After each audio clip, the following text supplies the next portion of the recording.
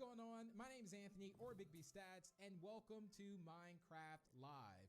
I'm going to take this time and explain a little bit about myself and my relationship and history with Minecraft. It all started back in 2012. I didn't have a PC to where I could run Minecraft, so I waited for it to come out on Xbox. I got it, and I just fell in love with it. I went to events, I met a lot of people, and I get a chance to do this right now, all because of Minecraft. That's allowed me to have this opportunity. I was also a part of the Minecraft live show back in 2018, which was the first time they brought on creators, and it was just incredible. But it's a brand new year, and this is just going to be phenomenal. Now, this year is the community pre-show, so you're going to hear a little bit about what's coming today. Also, we're going to hear from a few of our friends and what their year has been like, and what we love to see coming to Minecraft Live this year. Now, if you do speak another language besides English, don't worry. We're working with community rebroadcasters who speak other languages that are helping localize the broadcast. So head over to minecraft.net/live to view the list of rebroadcasters.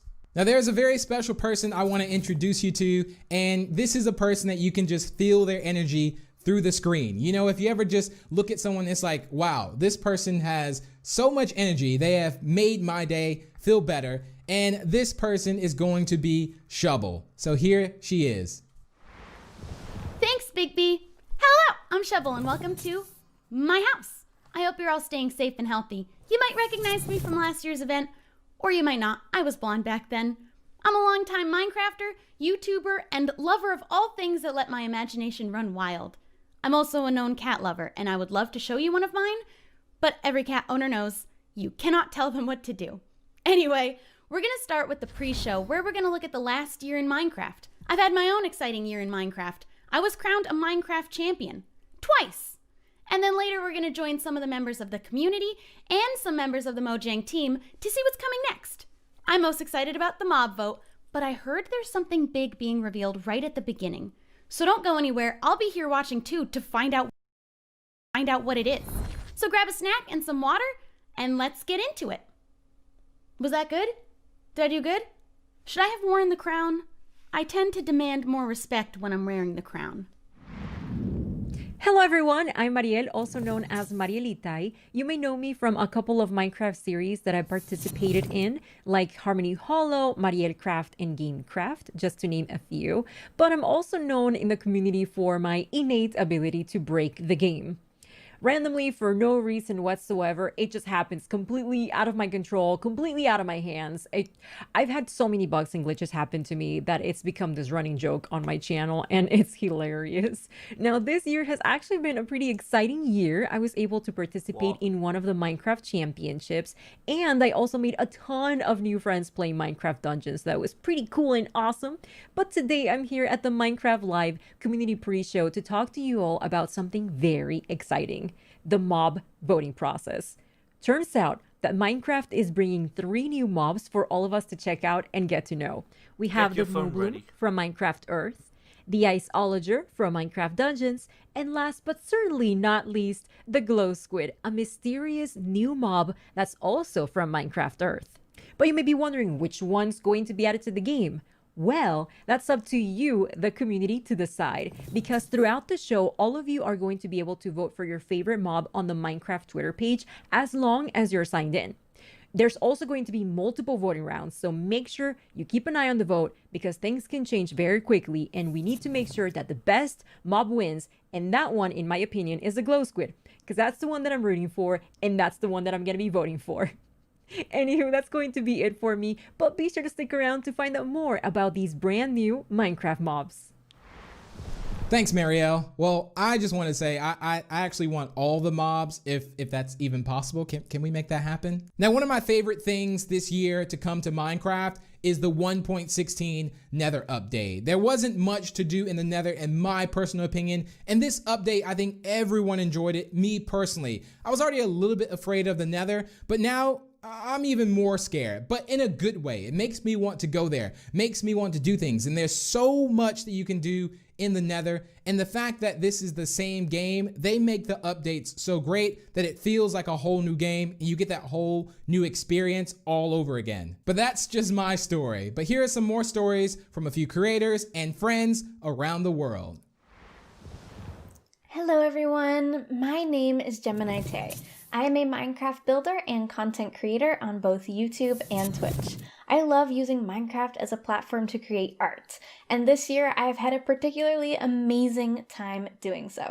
I was invited to the early access beta for Minecraft with RTX on Windows 10 edition, and oh my gosh, it was incredible! Minecraft with RTX adds so many new amazing properties to the game. The new reflections and light emissivity is incredible. Being able to use light as a building block in the game is something I've looked forward to for such a long time, and it's finally here.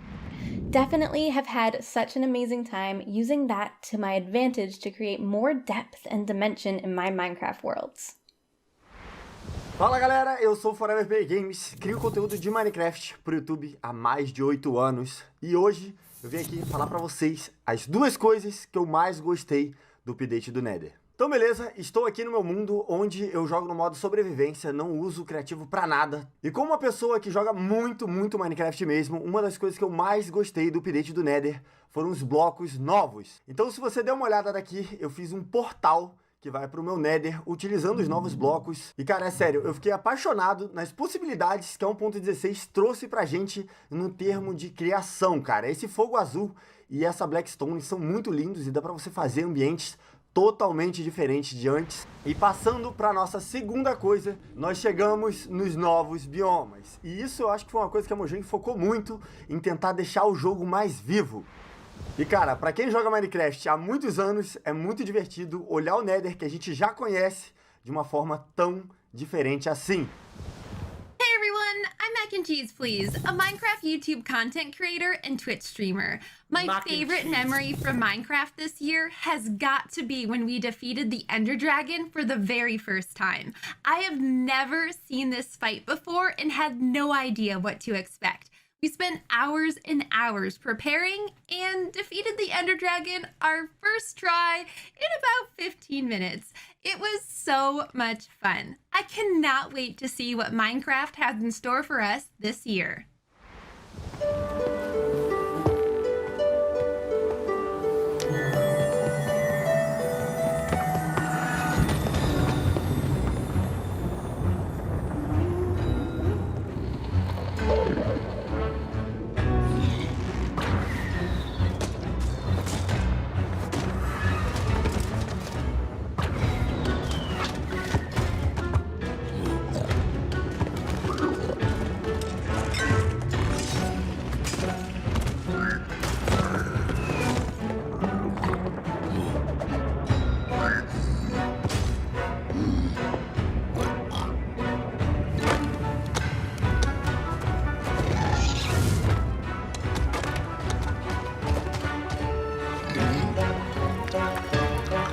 Those things are the worst.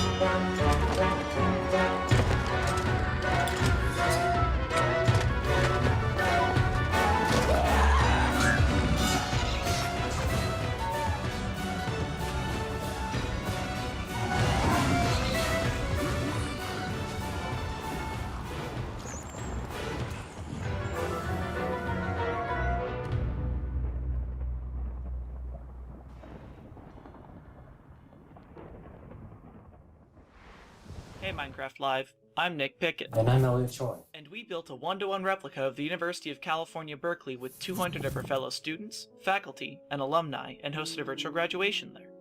During the ceremony, we had the pleasure of working with the university, a production company, and dozens of our own builders to produce a graduation unlike any seen before.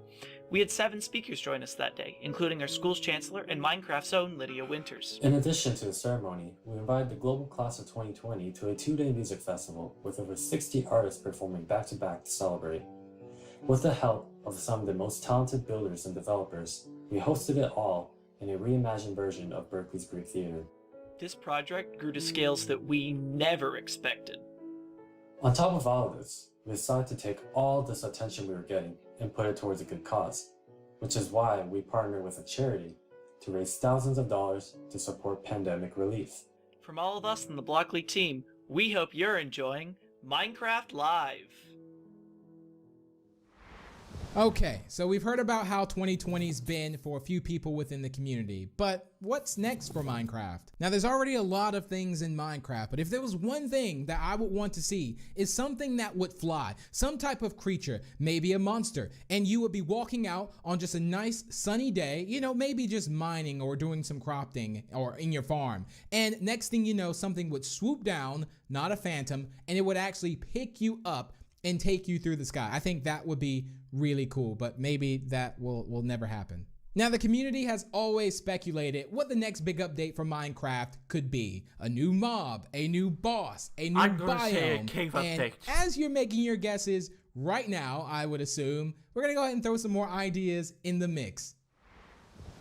Well, hello there, Minecraft Live. Good time. I'm a content creator and a member of the Hermitcraft server, and I have now been playing Minecraft for 10 years. This is my 10-year month anniversary, and what better way to celebrate 10 years playing Minecraft but to hang out with you here at Minecraft Live and to speculate on what we'd like to see added to Minecraft. And way back in the day when they added colored glass to the game, I thought, how cool would it be if these naturally generated in caves as if they were crystals, just colored crystals hanging from the caves just to add a little life, a little energy to the caves. And I thought that would be fun, but let's take this up a notch. Say we're down in the caves and we break open a wall into a gigantic cave with cathedral ceilings, crystals hanging down from the ceilings, and these crystals come in all the variety of colors in Minecraft, and we pick out one that we like. Say we're gonna pick out the orange one, and we knock down that orange crystal, and we can take the fragments of this orange crystal and put it in a torch or put it in a lantern, and we're now casting orange light in Minecraft. That is right, we can now cast colored light of all varieties in Minecraft via torches or lanterns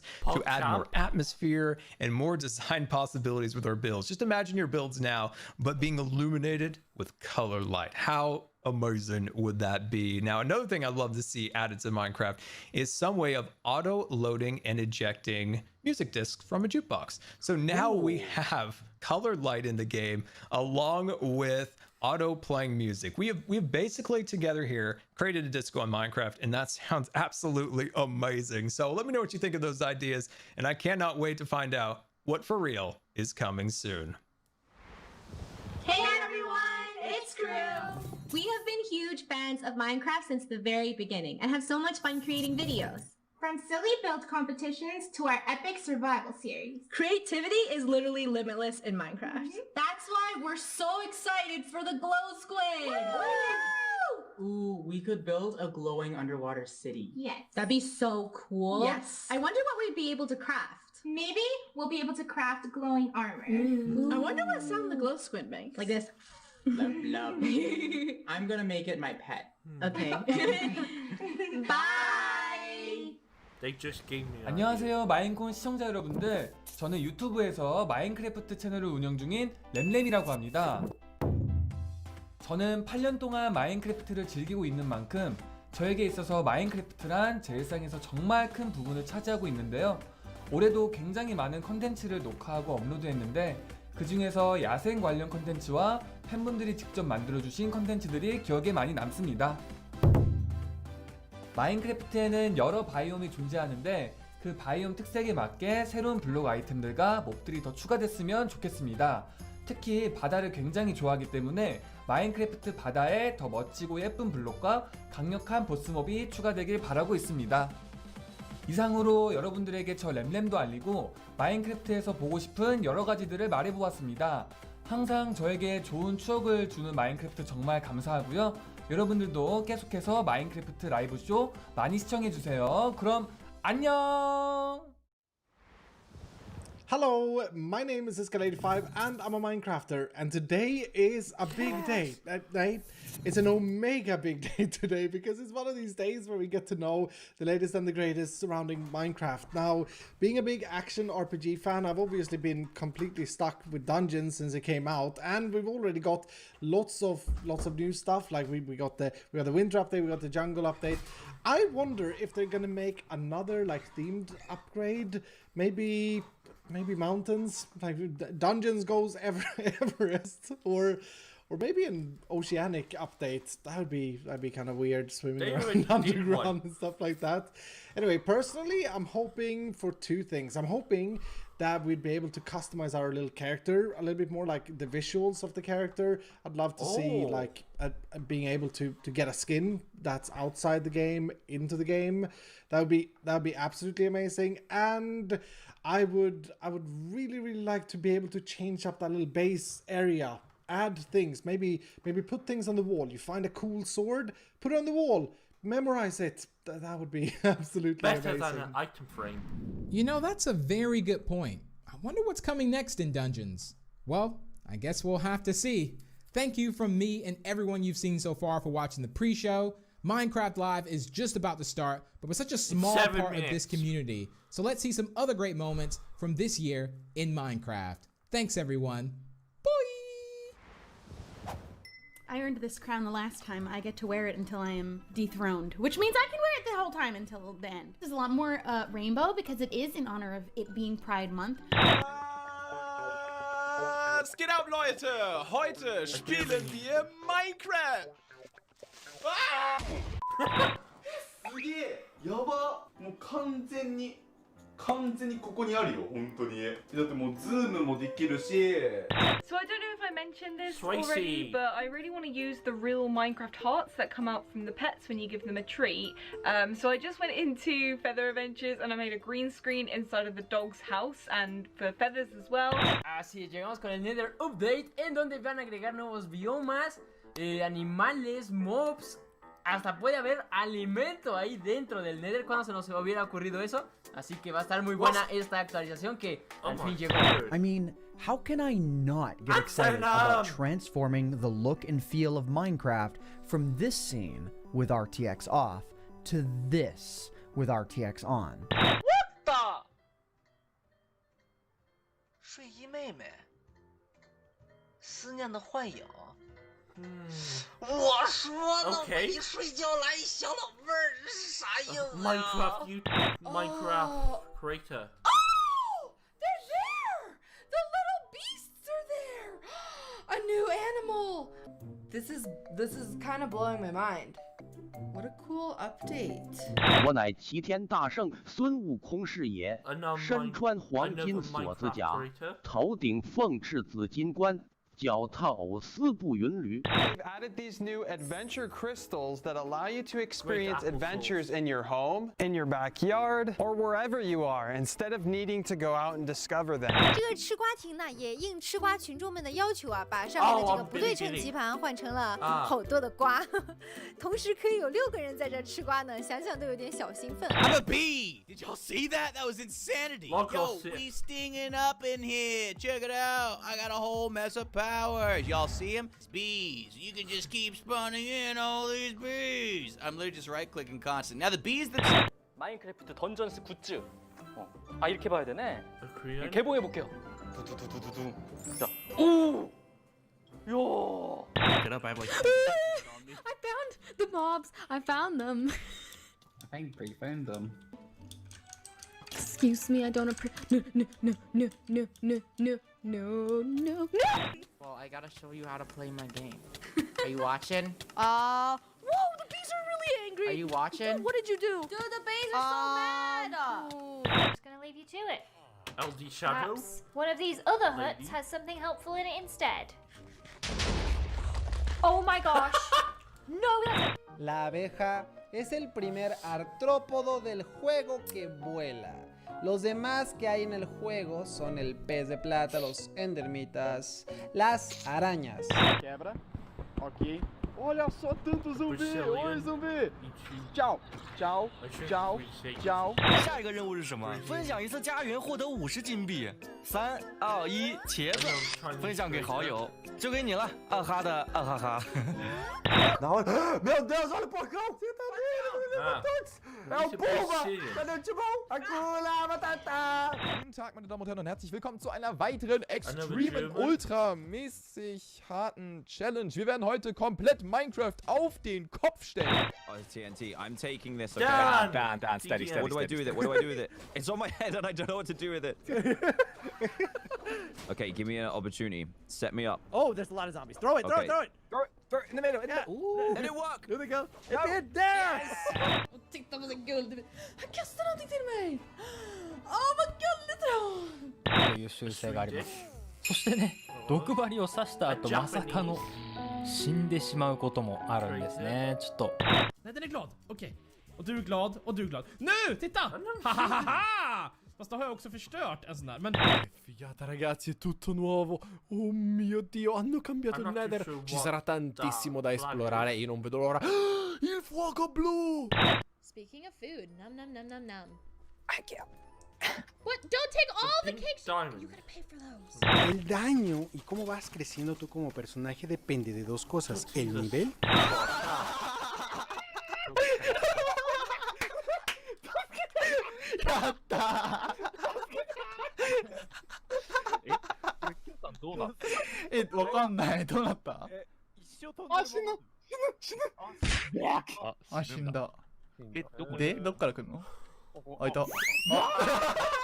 There they are. Look at them. Oh, they are so cute. Pixel. And that, right there, ladies and gentlemen, is our first bee nest. Look at that. I love seeing like the haze.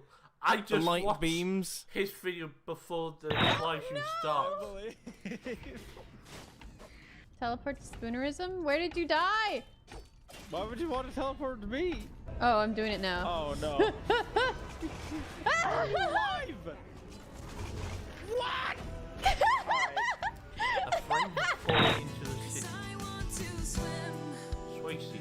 And when the waves come crashing through, Yeah. oh, I will let them pass around me, 'cause I feel so safe with you, and I want to feel at peace. Why? Someone have a stupid card outside.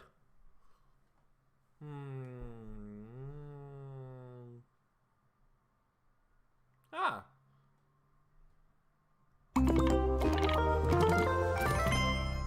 Ah, I love that.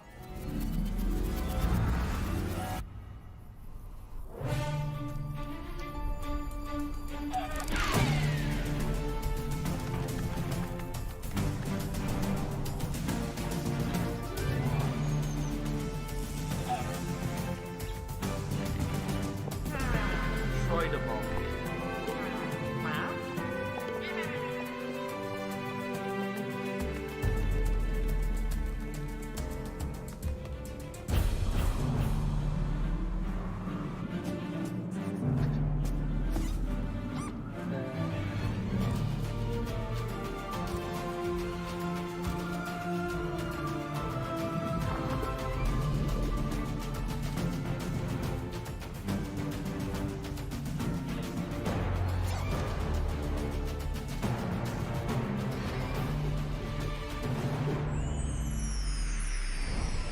Hello and welcome to Minecraft Live 2020. I'm Lydia Winters, your host and chief storyteller for Mojang Studios.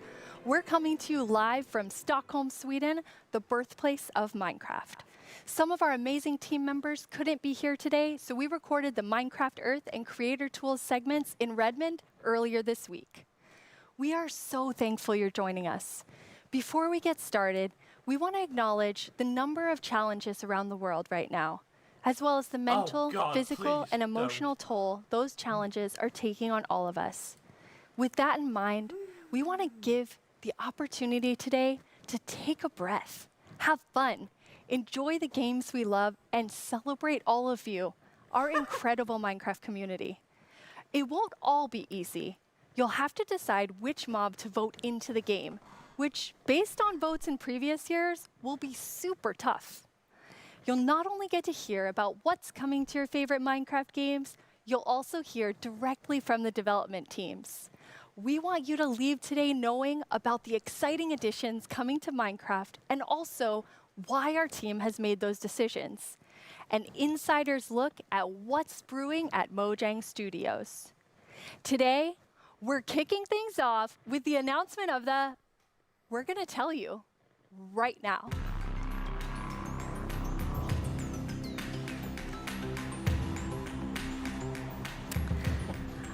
Hi, Agnes and Brandon. Hi. Hello. Let's do this. So, okay, the next update is the update that we know that so many of you, and well, so many of us as well, has been wanting for such a long time. It's the Caves and Cliffs update. What?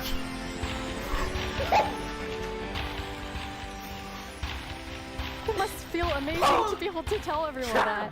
Seriously, like, I'm so excited about this. I mean, even before I joined Mojang, I was always thinking about, like, when is the cave update gonna come? And this is it, but it's also got the cliffs as well. It's got the mountains. Like, this is such a big update, and I'm so excited. How are you feeling, Agnes? Great, like, no, it's so good. So we have been working on this update for quite long, and we're like, we can't wait to tell everyone. And now we just announced it, and it feels We're actually amazing. getting our first live look at some reactions. Oh. Okay, that's very cute. So cute. Those mobs are very, very excited. Yeah. This year, we asked some of our communities to submit questions that we'll answer across the show. This first question definitely feels like something everyone wants to know. Mi pregunta es, ¿por qué se han tardado tanto en actualizar las cuevas y cuándo llegarán? En verdad que hemos estado pidiendo esto por muchísimo tiempo. Why has it taken so long? Like Brandon, I've been waiting a long time too. Yeah, that's a very good question. So since this update really is the update, like we have been dreaming about it for so long, so it felt so important for us to do it right. Like we don't want to rush it. But now we feel it's the right time. Like we have spent the time we need to really like understand the vision we have for the update, and also to make sure that we understand what the community actually wants. And we've also like planned around it to make sure that we really can work together with the community to make this and like as epic update as possible. And we have also hired some new amazing developers to the team. And you're one of the amazing developers, Brandon. Yeah, I joined this year in January, and I actually came from the community. I used to do modding for 10 years. One of the first mods I worked on was the Aether, which is like a dimension that added sky islands and stuff. And yeah, I'm just so happy to be here and work on an update this epic. I'm saying. I'm so happy to have you. We have another creator question.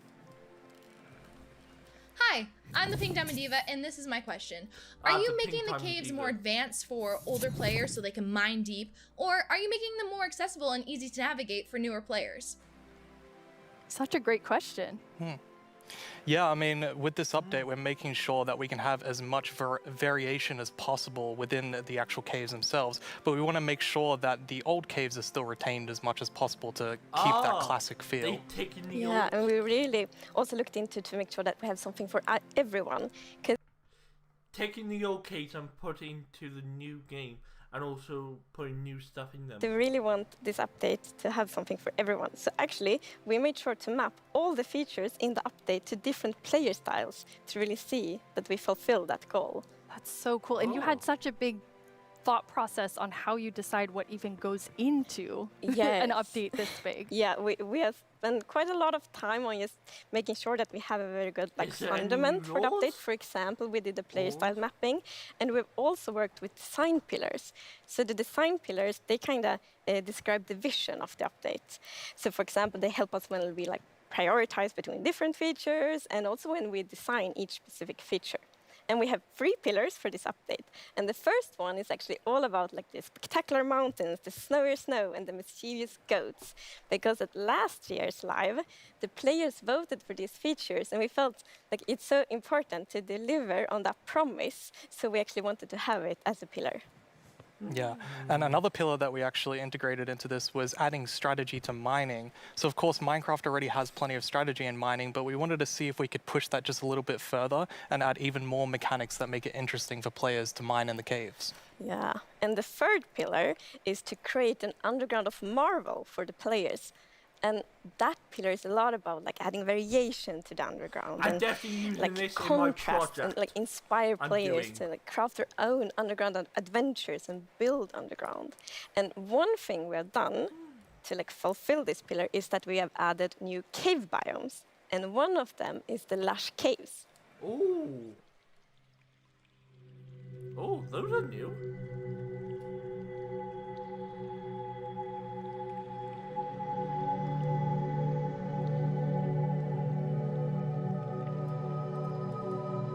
Oh, wait.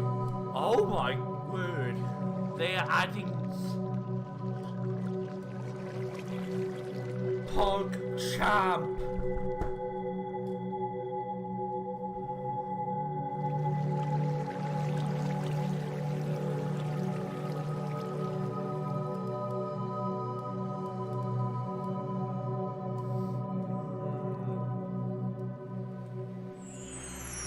It's so beautiful. It doesn't feel cave-like.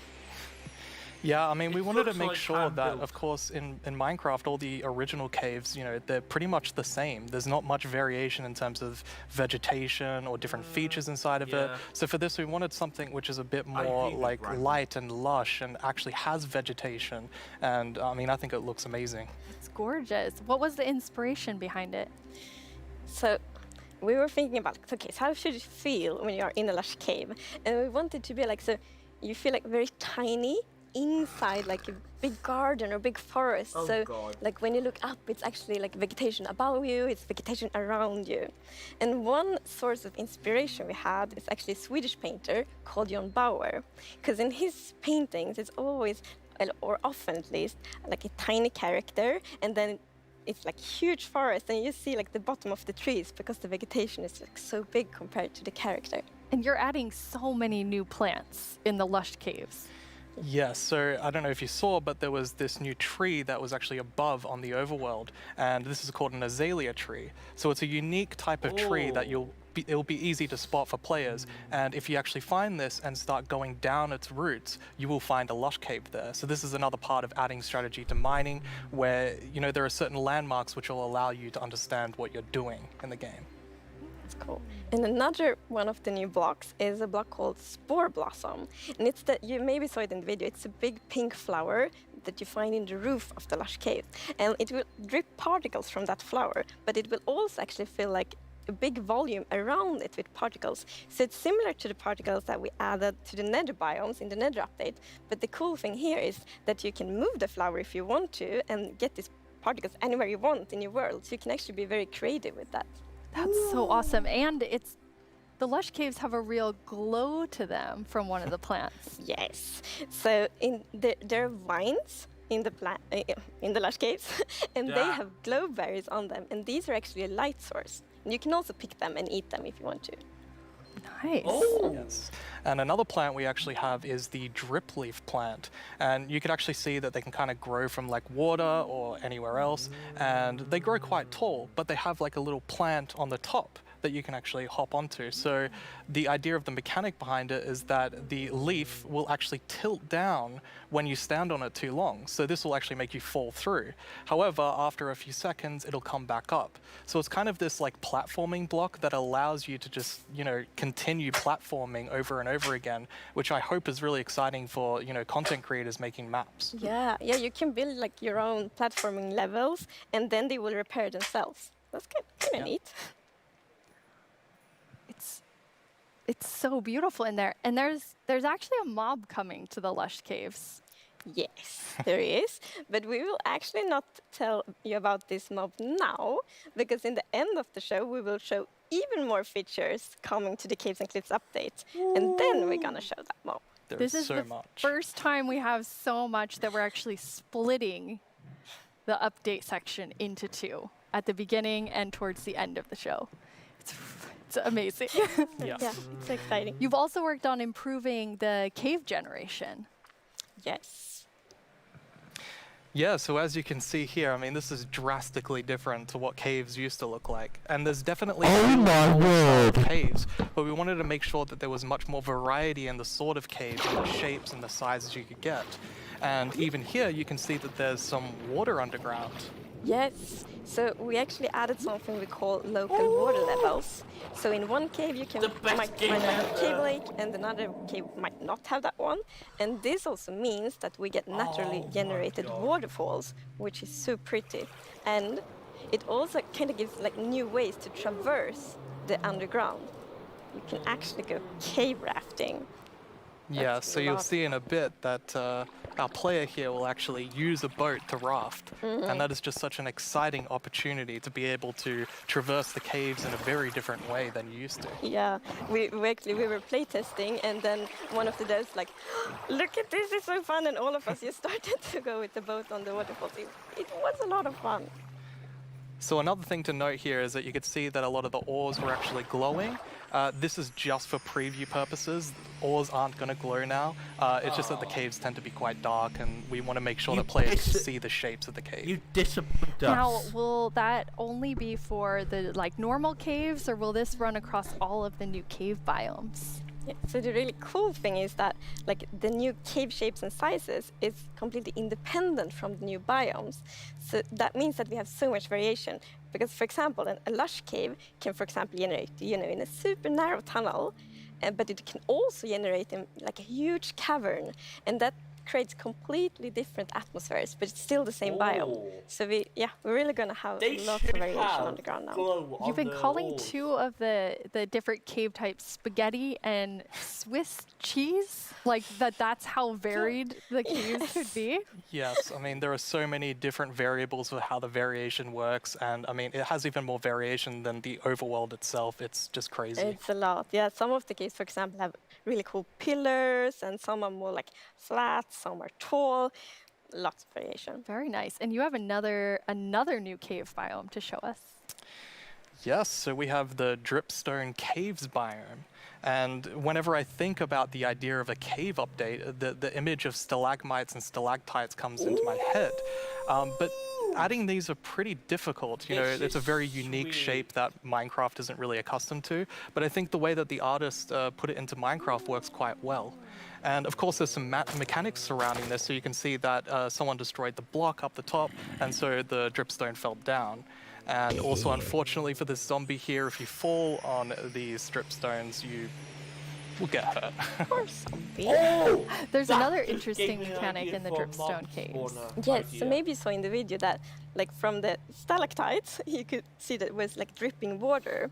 So actually, if you put a cauldron under a stalactite, it will fill up with water. So it's renewable water. And how do you remember which is stalactites and stalagmites? Well, that's a very good question. It has been very tricky to remember that, but I think I learned. So we actually, it's hold on tight to stalactite. I was going to say the wrong one. So stalactite is in the roof and stalagmite is on the floor. Perfect. Yeah. We've been practicing that, all of us. For a long time, like even. And you have something really amazing in this update for the sort of redstone engineers out there. Yes, so we've actually been thinking about this redstone block that lives in the deep dark, a new biome at the deepest depths of the world. We're not going to talk about this biome too much today, but we are going to show some of the blocks and maybe later a mob that comes from it. So if we look at the video, we can actually see that it's basically this growth, and this is called the skulk blocks. And one of the blocks is called the skulk sensor. This is the new redstone block. As you can see, when you place or destroy a block, or if you have footsteps, it'll actually detect the vibrations around and then emit a redstone signal. So this is going to be very interesting for redstone players. We even have a mechanic around it where you can actually use wool with wool occlusion to essentially prevent signals from being able to get into the skulk sensor. So let's take a look at that now.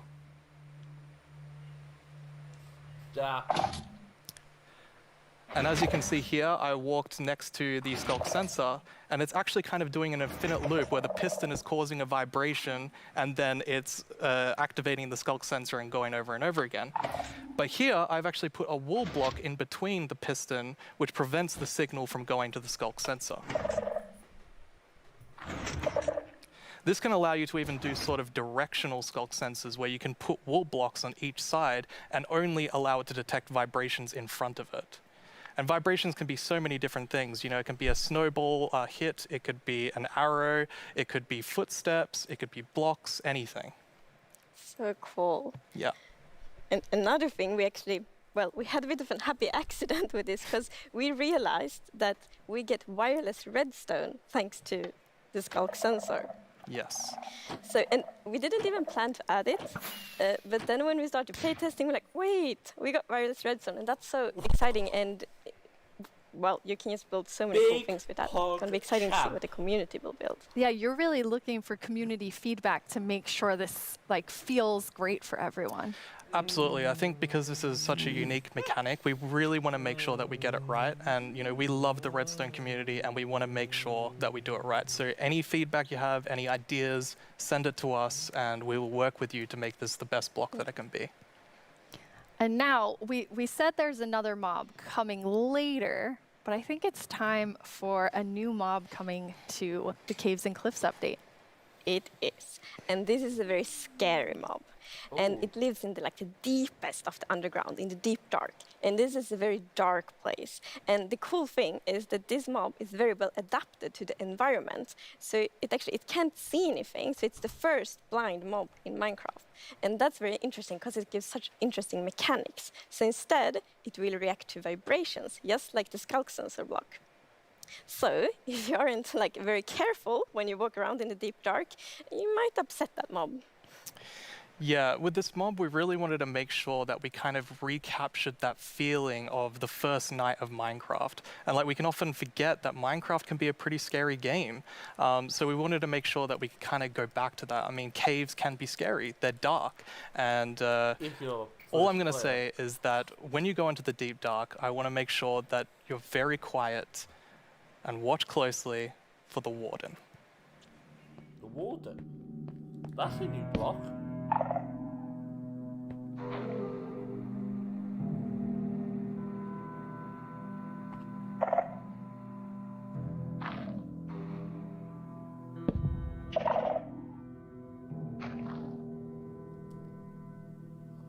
Ah.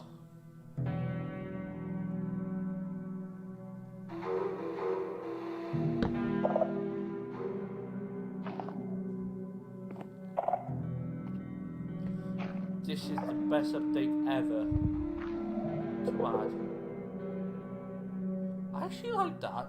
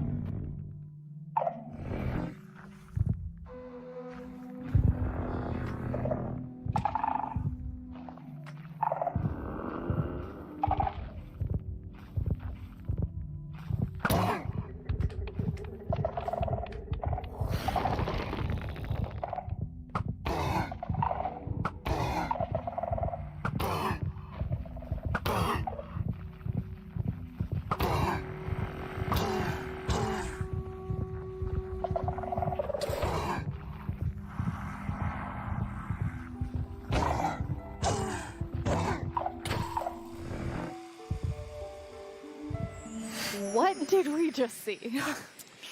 It's a very different mob. I'm really excited for this because not only is it trying to be scary, it's, you know, we had to keep a balance to it. It was very challenging to design a mob like this. Another thing that's really important to note is in that video, I was wearing full netherite armor, so it's very powerful. You definitely want to watch out. Yeah. Which I think also is such an interesting gameplay, because if you want to, you can avoid it, but then you need to really be careful, sneak all the time to not make any kind of movement that it will detect. But that's a lot of fun, and it's feels scary, but in the good way. And you wanted to kind of take everyone back to that first night experience with the warden. Absolutely. I mean, I had such an amazing experience when I first played Minecraft. Like, it was terrifying listening to zombies underneath my house and in the caves, and hopefully we can bring that back to players, but, you know, 10 years later. Yeah. But that would be just amazing, because you hear so many lovely first night stories. It's such a big thing, and I mean, I'm also very fond of my first night in Minecraft, so we hope to give that experience again.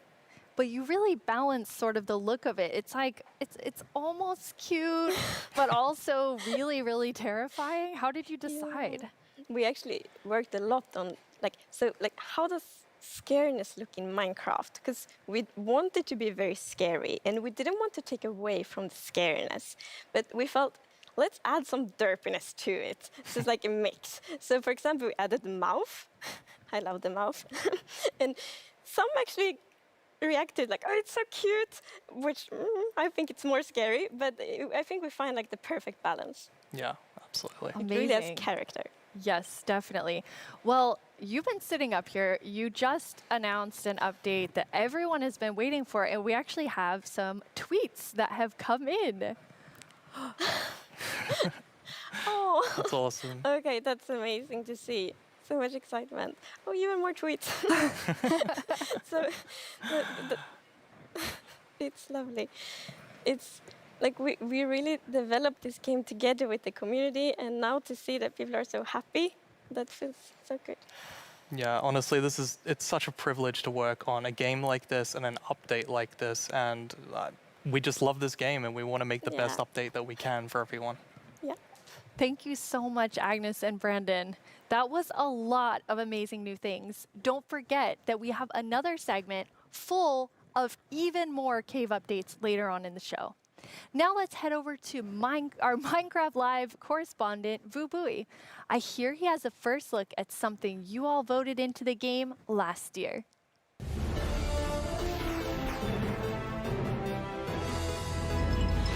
Hello, Minecrafters of the world. I'm Vu Bui, and I'm here once again to help all of you at home to choose a mob that will go into Minecraft. But first, we have a message from our good friend Max Brooks, author of our first Minecraft novel, with some exciting news. Hey, Minecraft community. It's Max Brooks, author of Minecraft: The Island. Thank you so much for embracing my book, and I hope you'll enjoy the sequel, Minecraft: The Mountain, where our character leaves the island and paddles to a strange snow-covered world and discovers another castaway, and together the two of them have to find their way home. Minecraft: The Mountain, coming out in 2021, available for pre-order right now. And as always, thank you for embracing all Minecraft books. That sounds awesome! Another Minecraft novel, and this one's called The Mountain. Speaking of mountains, remember last year's vote? It was a fierce competition, but the mountains won after 2 intense rounds of voting. Well, I have a sneak peek into what your vote is bringing to Minecraft on the cliff side of the Caves and Cliffs update. Goats. They're both mischievous and adorable at the same time. As you can see, they live on the mountains, and if you aren't careful, they might knock you off. They also have excellent jumping skills. We'll also get better mountain generation with spectacular and more dramatic mountains with height-dependent generation. That means things like tree lines and mountaintops that will be more challenging with lots of snow and ice. And speaking of snow, yes, it will be snowier. We will also have a new block called Powder Snow, which will be a kind of trap block. It looks similar to snow, but if you or a mob walk on it, you will fall right through. Now let's talk about this year's vote. We have 3 awesome mobs for you to choose from.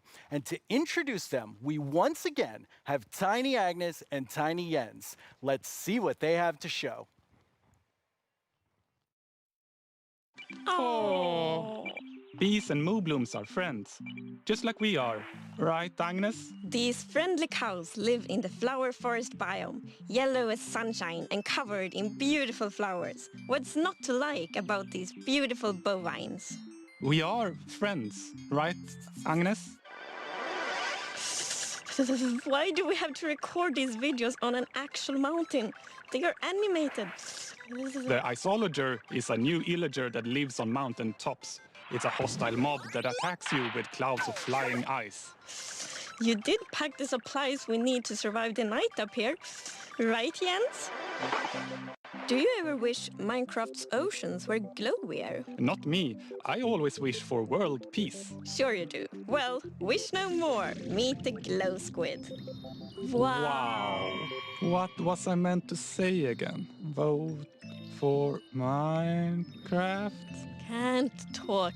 Must admire glow. Agnes, Jens, it's really distracting. They're so tiny and they're so susceptible to distraction. Hopefully that won't happen to you. Now let's go over how... Hello? Oh, hi, Tiny Agnes. Yeah, no, I'm live right now. Okay. Well, you really shouldn't read too many internet comments. But, okay, I'll tell him. Okay, bye. Tiny Agnes would like everyone to know that she and Tiny Jens are, in fact, good friends. Okay, where was I? And why do people keep leaving phones around the studio? Now, let's go over how you can be a part of what is likely to be an epic showdown. Don't let this decision be made without your voice. Be ready to cast your votes. First, make sure you have a Twitter account. If you don't, go to twitter.com, sign up for an account, and make sure you're logged in. I'll let you know when the voting starts. Then you'll need to go to the Minecraft Twitter account to find the latest poll. Think carefully, debate with your friends and family, make a decision, then click on the mob you want to make it into Minecraft. There will be 2 voting sessions, and I'll let you know when each one begins. For now, just be ready and keep dreaming of victory for your favorite mob.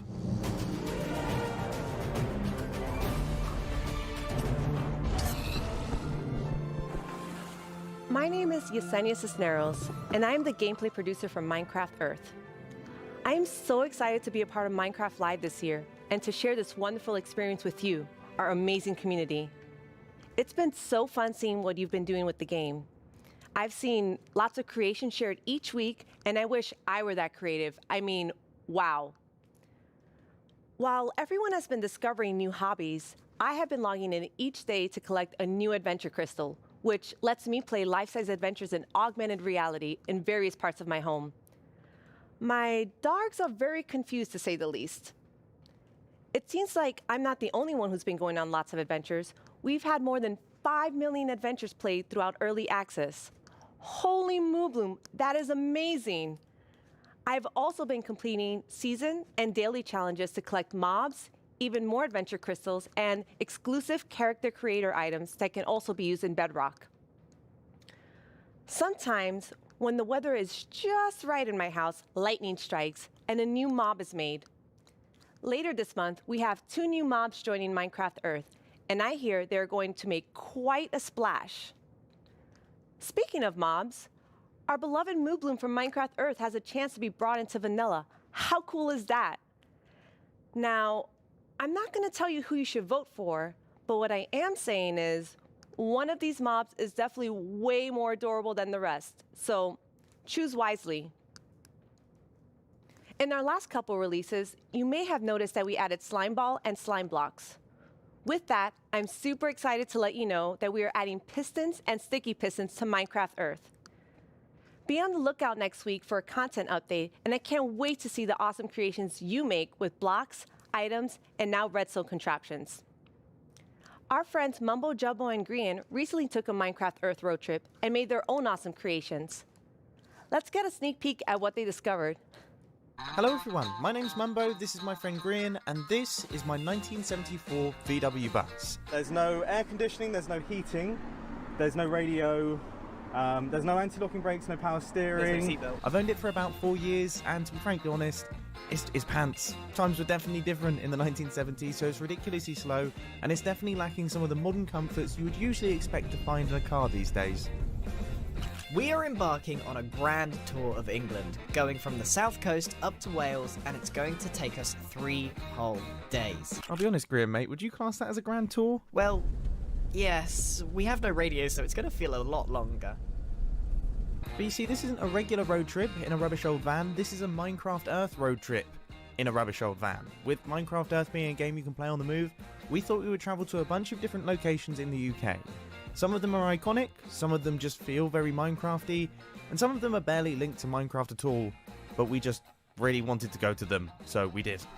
Oh, he took it out on the guy next to him. We also had a go at integrating Minecraft Earth with real life. Minecraft Earth Frisbee is a bit of a challenge. Sorry. Minecraft Earth Badminton can be quite dangerous to onlookers. Sorry, Josh. And real-life sand blocks are alarmingly difficult to construct. If I just film this angle, there we go, look, it's our sand block. All in all, though, the road trip was a huge success and we had a lot of fun. You can expect to see the full-length episodes appearing on our channels very, very soon. Wow, it looks like Mumbo Jumbo and Grian had quite the Minecraft Earth adventures. At Mojang Studios, we've also been making more original content than ever before on our Minecraft YouTube channel. Our goal is to create shows that give you inside knowledge directly from our team. We're even giving away all of our secrets in a new series called How We Make Minecraft, which honestly feels sort of risky. And guess what? We have lots more awesome Minecraft content on the way. Here's a look at what shows you'll find on our channel. Here's 10 things you didn't know about Yo to the yo-yo. My name is Jens, I'm here. Wait, no! Stop!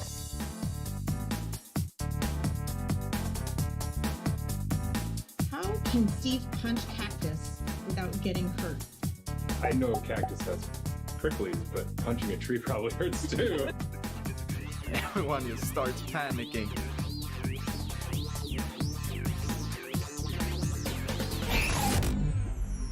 Please like and subscribe. I've always wanted to say that. But really, you should. It's good stuff. In 2017, you voted for the terror that is the Phantom, and I personally have not forgiven you for that. In 2018, the taiga won your vote with fantastic foxes. Last year, it was the mountains with our soon-to-be friends, the goats. What will you, the Minecraft community, do this year? Let's review our choices once more. I was inspired by some of the amazing handcrafted things I've seen made by our community over the years. So I decided to make my own versions of our 3 mob choices. Hi, babies. For illustrative purposes. I think I did a pretty great job. Took me 3 months each.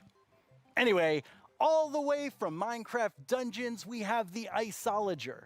They make clouds of ice that smash down on whomever they are attacking.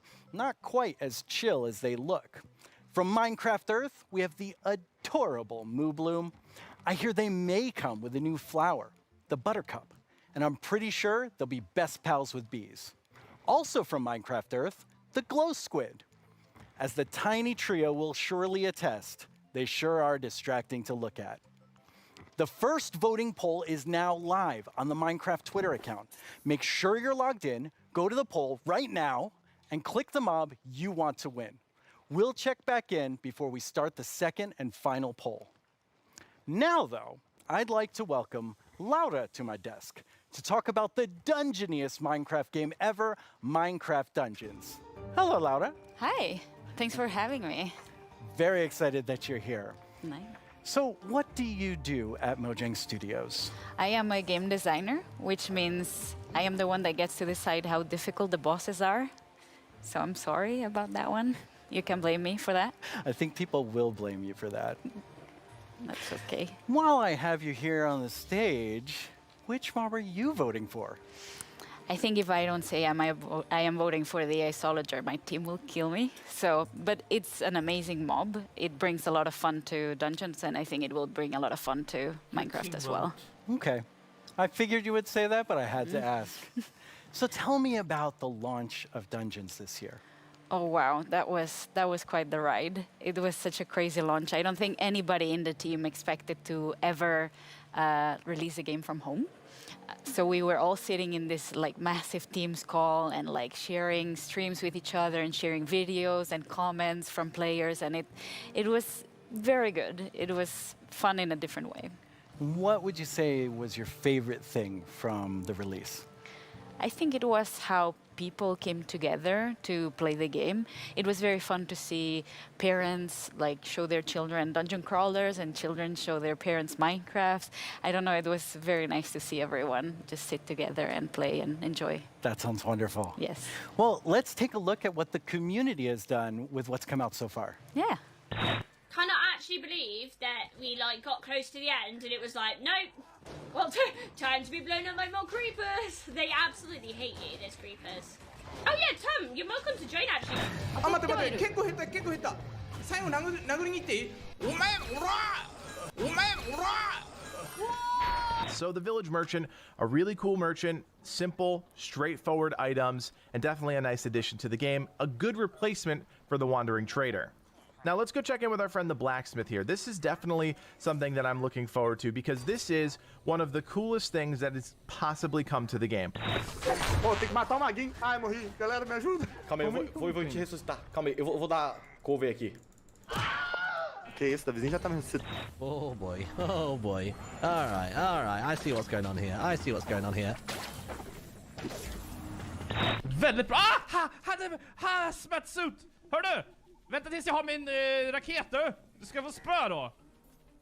Nu jäklar ska ni få spö. Kuja! Stop killing the pandas, you monster! Stop killing the pandas! Oh, we have to save villagers! Our villagers right there! You are free, villager! We must find the caravan of other villagers. Ooh, I got invisibility potion. What is that? 와, 맵 엄청 많이 생겼네 이번에. 자, 크리프까지 깼고 늪지, 목장, 협곡, 레드스톤 광산? 여기 거의 끝판대장급 아니야? Holy smokes! Boom! You right? Yeah. I put my Dude, oh, look! There's a pig. What Kill the pig! Get the pig! Oh no! Red! Backwards! No! Oh god! That looks so fun. Yeah, it's so cool to see people have fun with the game. And it's fun to play and watch. Yes, I hope so at least. But this week, you also had another launch. Oh, this month it's been a crazy month. Like we haven't stopped doing things, I feel. We released first the Creeping Winter together with our new merchants and the new daily trials, which was awesome. I hope everyone loved it. We launched for xCloud, so now people can play on mobile, which is so fun. I really like that. And this week we just launched in China, so now we get to welcome our Chinese friends to the community, and I am super happy about that. That's really exciting. Well, now we have a question from the community for you. Right. ということで私から質問です。マインクラフトダンジョンズをリリースされてから開発者が想定していなかったファンの反応やゲームの仕様などありましたでしょうか。またマインクラフトダンジョンズの今後について教えてください。今後どのようなコンテンツがリリースされるのでしょうか。ぜひ教えてください。よろしくお願いします。 Okay, he kind of snuck two questions into that. Yes, but they were great questions, and thank you for sending them. Regarding the first question, I think we were very excited to see how fast people found the secret mushroom level. Like, I was very confused about it as well, because we had worked very hard on making it very secretive and having little snippets of things everywhere, but players are so smart. They found it so fast. So if you haven't played the mushroom level, go check it out, because it's very fun. And the second question? Right. So that's what we are here to talk about today. We're going to talk about our upcoming DLC that we prepared with our friends at Double 11, and that's called the Howling Peaks. So we're going to the mountains with dungeons as well. That's awesome. Yeah. Why don't we take a look at some live gameplay? Yeah, let's check it out. We are very lucky today that we have 4 members of the Dungeons team with us. Here's Mariana at the Nintendo Switch. Hello. Here's Chris at the PC. Here's David at the PlayStation 4. And at the Xbox One, we have Annika. So we get to show you here for the first time cross-play, which we're very excited about. so people can play together from everywhere. That's exciting. And yeah, that's our first look at the mountains biome coming to dungeons. Already I see a goat right there. Oh yeah, we were so happy. We asked the Minecraft team if we could bring goats to dungeons, and they said yes. So we get to release them a bit first in dungeons, so we're super excited about that. They're equally as mischievous. Yes. So I see a lot of wind coming out of these grates. Yes. Wind is a mechanic that we're going to explore a lot in the mountains missions. And the players will be both challenged by it and will be able to use it. So the wind will push the player, so you need to be a bit careful, but at the same time you'll be able to use it to solve puzzles, push items, and open doors and stuff like that. So yeah. That's awesome. What is this we're looking at? Right, so yeah, our mountains biomes are so tall that the player will need to find new ways to traverse the levels. So that's a mountain lift, and there's gonna be full of like these little contraptions all around. That seems like a really fun new mechanic. Yes. Yeah, the goats are all around, and you need to be careful with them. Yeah, I saw them attack. Yes, they're really gonna push you out of the edge if you're not too careful. So leave the goats alone. Yes, leave the goats alone. That's very important. And as you'll see in a bit, the iceologers that you can find in this mission and in all the mountains missions are very ready for the weather. So they are wearing their little cozy clothes, and they're wind resistant, which means that while the player will be challenged by the wind, the iceologers won't. Oh, what are these?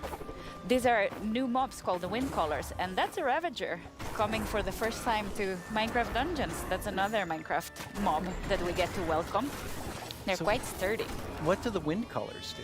Right, the wind callers spawn a draft of wind right under the player, and they push the player up, so the player gets fall damage. Okay. It's very important to deal with them quick or run away, because they're gonna be painful to combat otherwise. Well, they're doing a pretty good job against these wind callers. Yes, our adventurers are strong. Okay, Ooh. 3 Ravagers. Yeah, that's gonna be an interesting one. But so far, I can see that all the consoles are working very neatly together. We're super happy about that. It's been progressing very nicely, and we hope everyone can soon play together. Oh, that was an iceologer.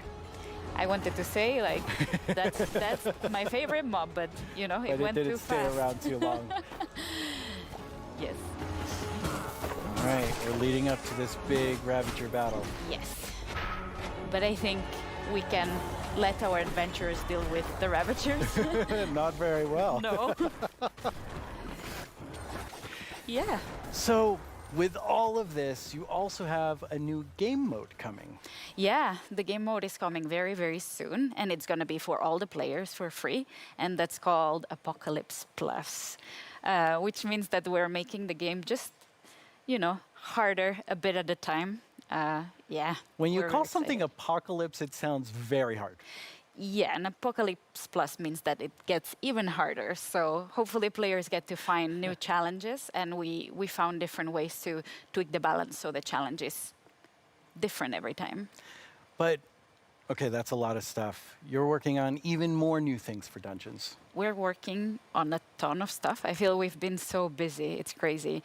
But yeah, we have today a little video with a lot of work in progress. Work in progress, though. Very work in progress. Yes. But yeah, I think we should look at the video. Wait, that's my line. I'm sorry.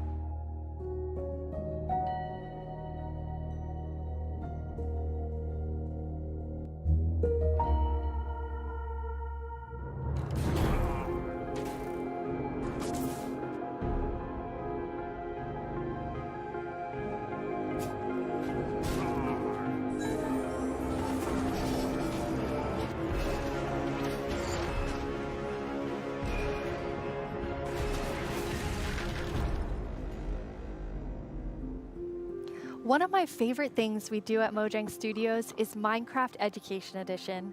Students around the world are able to learn in exciting and interactive ways using the game as a learning-based platform. Students and teachers in 115 countries around the world are able to collaborate, learn, and share together. Minecraft has always been a way to connect people, and we've seen that now more than ever with Minecraft Education Edition being used in remote learning. When you're in the game, you don't have to feel so far away from your classmates. From creating graduation ceremonies in Japan, to creating first day orientations for American universities, to teachers doing virtual meetups, we've seen students and teachers using the game in incredible ways. Today, we're launching our first ever Minecraft Education Edition Global Challenge for students around the world to build a better world with us. Over the past few months, we've seen wildlife roam through cities while humans stayed inside. Without cruise ships and ferries around, dolphins visited the port of Cagliari in Sardinia, Italy, and wild boar roamed the streets of Barcelona. But what if animals could share space with humans all the time? Today, we're kicking off the first ever Minecraft Education Global Build Championship and asking students around the world to design and build healthy spaces for humans and animals to coexist together. What will you build? Hey, I'm Ayana. I'm a developer in the Minecraft team. If I were to participate in the Global Build Challenge, I'd build a series of underwater tubes so we could transport things without disturbing the aquatic life. Hello everyone, I'm OMG Chad. And if I were to design a build for the Global Championship, I would make a house with a habitat for my cats on top. And I would call it a habitat. どうもこんにちは、カーボンです。僕だったら日本っぽい建築で勝負したい。 Hola, nosotros somos los hermanos Leo y si estuviéramos participando en la dinámica mundial de Minecraft construiríamos unas viviendas camufladas con la vegetación del entorno para que los animales no se espanten. ¡Participa! Design and build your own solution in Minecraft Education Edition. For the chance to win Mine Coins, awesome Minecraft gear, and a video chat with Mojang Studios. The championship opens today. You can register today and download the Championship World Template. We can't wait to see your amazing ideas, and Jens and I can't wait to see the winner on video chat. We get the awesome prize of chatting with you no matter who wins. For those of you who don't have Education Edition, we have something for you too. Our education team has already added amazing free lessons to Minecraft Marketplace. We've also been working with some amazing educators on a new series about diversity and inclusion coming this fall. Hi, Minecraft Live. I'm Kenneth Shelton, and along with my fellow educators, Felisa Ford and Natasha Rochelle, we've been building a series of Minecraft lessons that will help people explore topics of social justice, equity, identity, and tolerance. The first of these lessons is called Good Trouble, and it's based on the life and philosophy of Congressman and civil rights activist John Lewis. The additional lessons continue teaching about social justice from across the world and through time, from Black Lives Matter to Malala's quest in Pakistan to achieve equal education for girls, to the civil rights movement of 1960s America, to the women's suffragette movement, and more. We can't wait to share these important lessons with the Minecraft community. I'm looking forward to playing through the Good Trouble lessons myself. Together with the Minecraft community, we commemorated Juneteenth with contributions to the Black Lives Matter Global Network Foundation, Equal Justice Initiative, and the NAACP Legal Defense Fund. We're proud to continue supporting organizations that fight for equity and equality in the world by making an additional donation today to the NAACP Legal Defense Fund. This brings our 2020 contributions to over $2 million. Beyond this, we continue to look within our company, our products, and ourselves for how we can help create a more inclusive world.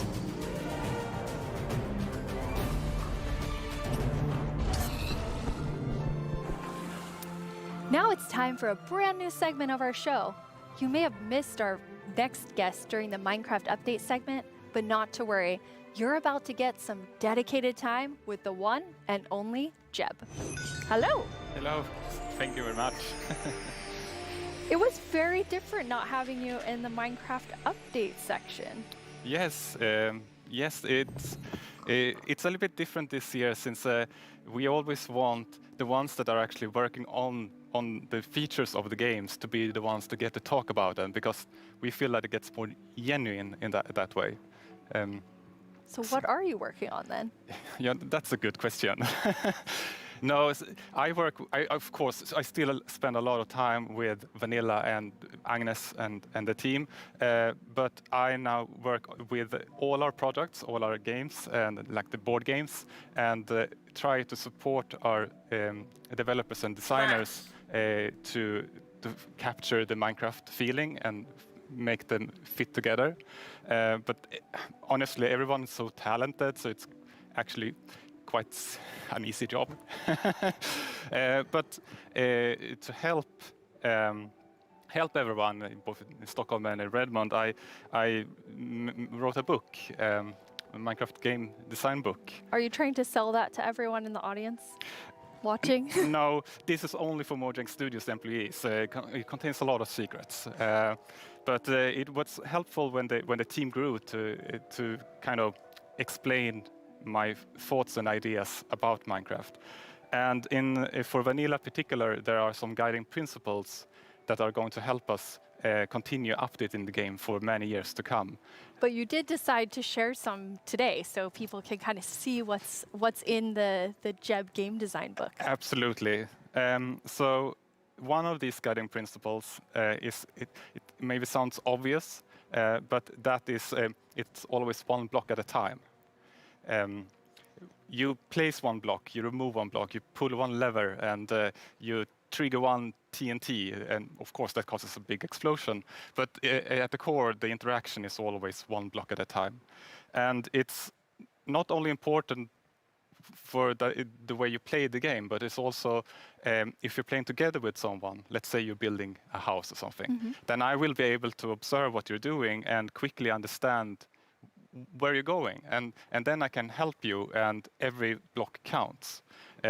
If you would just copy paste or make templates and such, then it would be a little bit harder to collaborate. And also Minecraft is a lot about the journey to create your massive castle or whatever.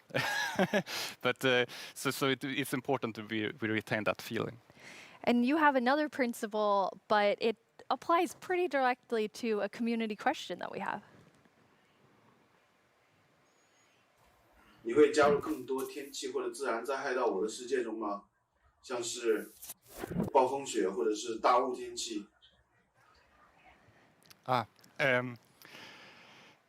我的世界的中国玩家大家好，感谢你的提问。Wow, yes. Yes, the Chinese community inspired me to try to take on a new language, but I have a long way to go, honestly. But about the question, if we're going to add things like natural disasters, that kind of contradicts one of our other guiding principles, that bad things happen, but they're technically the player's fault. Okay, they're the player's fault. Yes, in the sense that it was either caused by a player, like a griefer or summoning in the wither, or a player was nearby, such as when a creeper explodes. So whenever something bad happens, we want to make sure that the players are either actively taking part of that or have a way to prevent it from happening. And an earthquake or a tornado would obviously destroy something that you've spent hours building. But there's definitely a few I can think of that maybe fall outside of this principle. There are still a few cases, like Endermen can grab a block and maybe wreck up some redstone, or you can have an unlucky wolf running into your sheep garden. But there's also, the worst thing is of course lightning strikes that can set your whole house on fire. But I'm hoping that Agnes and the team may have a plan for that. Exciting. So what's the last feature you were active in developing?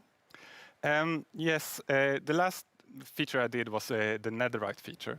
I thought that was a very important part of the nether update and wanted to help where I can. But I don't want to. Since I'm working with so many different projects now, I don't want to do something halfways and then kind of leave it to the team to fix my bugs. So I try to be a little bit hands off. But recently, I've of course also been working a little bit on making combat test snapshots. That leads us to another community question. Hey, I'm Dan TDM, and I would love to know what kind of combat mechanic changes are being made to Minecraft Java Edition. Yes, and that's an excellent question. We currently have a problem that on the 2 different editions of the game, there are different combat mechanics or combat systems, and that's bad both for us as designers that have to take both systems into account, but also bad for the community that wants to have the same experience. So the main objective is to reach parity. But I still want to make sure that we make a system that kind of fits with the building and that doesn't distract too much from building, but still gives us this depth that allows us to design interesting behaviors. Also, I want to make sure that it works both good in both player versus environment. That means adventuring and players versus player. And I want to make sure that it feels good playing both with mouse and keyboard. And when you're on a controller, you don't get tired by frequently pressing the trigger. And we also want to improve touch, like the touch experience. So it's a lot to do. But you said you weren't working on feature development. But yeah, then it's you true. are working on combat? Yes, I mean, of course, it's a little bit hard to keep your hand out of the feature cookie jar.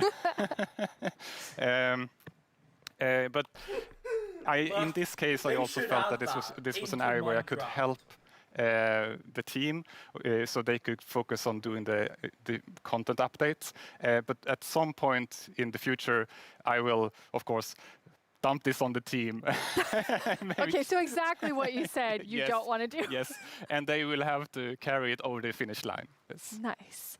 Now, speaking of combat, we just had a really cool announcement about Alex and Steve coming to Super Smash Brothers. Yes, and that is so amazing. And just like I said, like my job gets easier because everyone's so talented. And just in this case, Sakurai-san and his team they really understand Minecraft and have made an absolutely amazing Super Smash Brothers fighter. And Sakurai has also made a really amazing video for all of us in the community. マインクラフトライブをご覧の皆さん、こんにちは。大乱闘スマッシュブラザーズディレクター、空の桜井正宏です。スマブラにマインクラフトのダウンロードコンテンツが導入されます。スティーブやアレックスが参戦することが決定し、マインクラフトライブ前に特別放送をお届けしたのですが、見ていただけたでしょうか。もしまだの方はぜひご覧ください。スマブラであることを忘れるぐらい、マインクラフトのスピンオフとしても相当にすごい踏み込んだ表現を行っています。発売までもう少しだけお時間いただきます。スティーブがマリオと戦う、アレックスがピカチュウと戦う、ゾンビやエンダーマンをアクションゲームで操作できる、リンクやカービィやソニックやロックマンやクラウドやリュウなど有名キャラクターとの共演が楽しめます。そして私もマインクラフトファンの一人です。マインクラフトライブでの発表を楽しみにしています。それでは。That was a really big secret to keep. Yes, and it was a really hard secret to keep even in the studio because it was super secret. But it has been so much fun to work on. Yeah, it's amazing to see the community reaction. Yes. Okay, so we're going to switch gears here. You have a sort of famous saying within the office, which is the world would be a better place if everyone played Minecraft. And why do you think that? Yeah, I suppose the quote has kind of gotten a life of its own. It definitely has. But yes, I think Minecraft unleashes people's creativity and helps them collaborate, but also teaches them things like geometry, languages, and maths. So yes, I do think that the world would be a better place if everyone played Minecraft. But I know that you also are very engaged in building a better world. You're interviewing me now, Jens. Thanks. I mean, I think I feel so privileged to work on Minecraft because of all the amazing things that people do with it, from Education Edition, and something I'm extremely passionate about is Block by Block, which is our partnership with UN Habitat, and it's really helping people reimagine their public space and then have it built.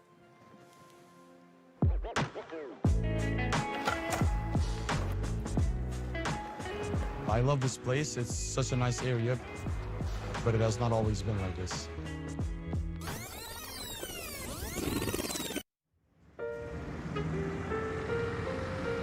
Well, before, the area felt very cold and unsafe.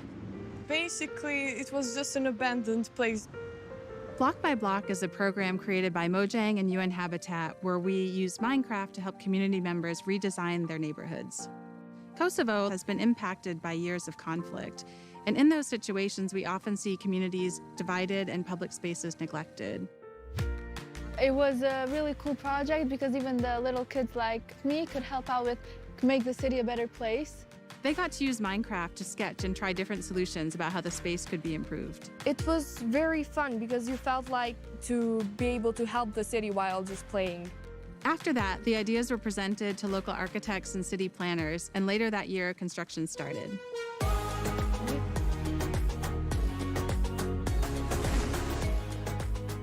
It's been 5 years since we participated in the program, and the street since then has become more developed and is now more frequented than before.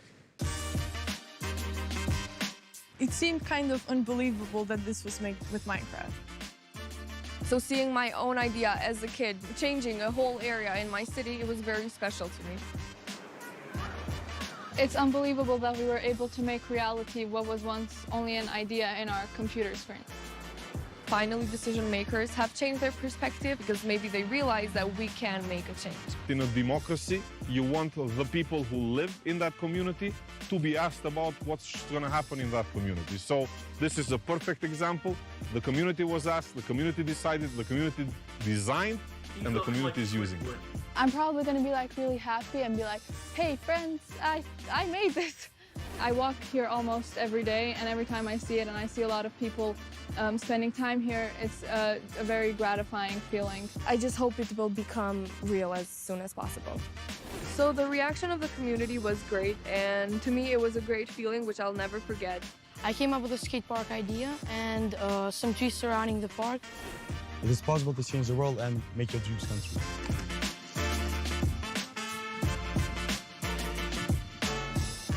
It felt like I was being heard, and being heard and listened to is one of the best feelings that you can feel.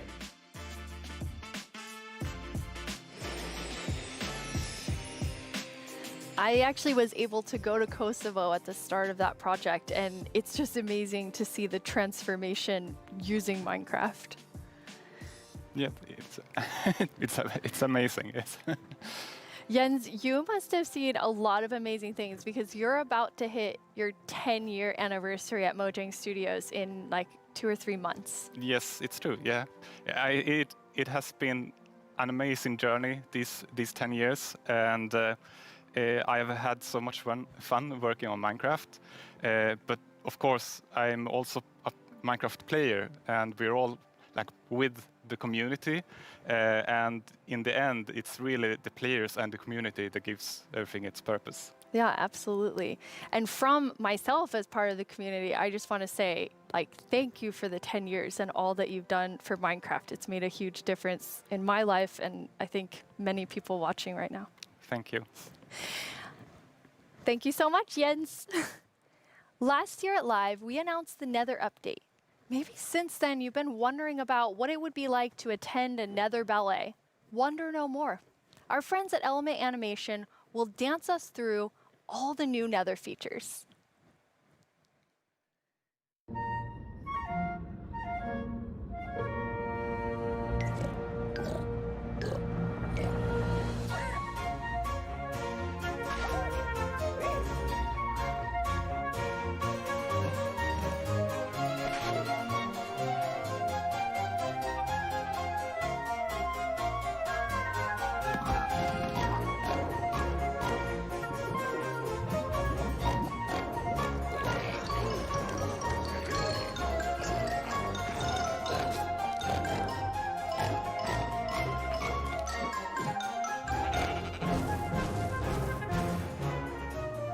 to just shoot it in there before.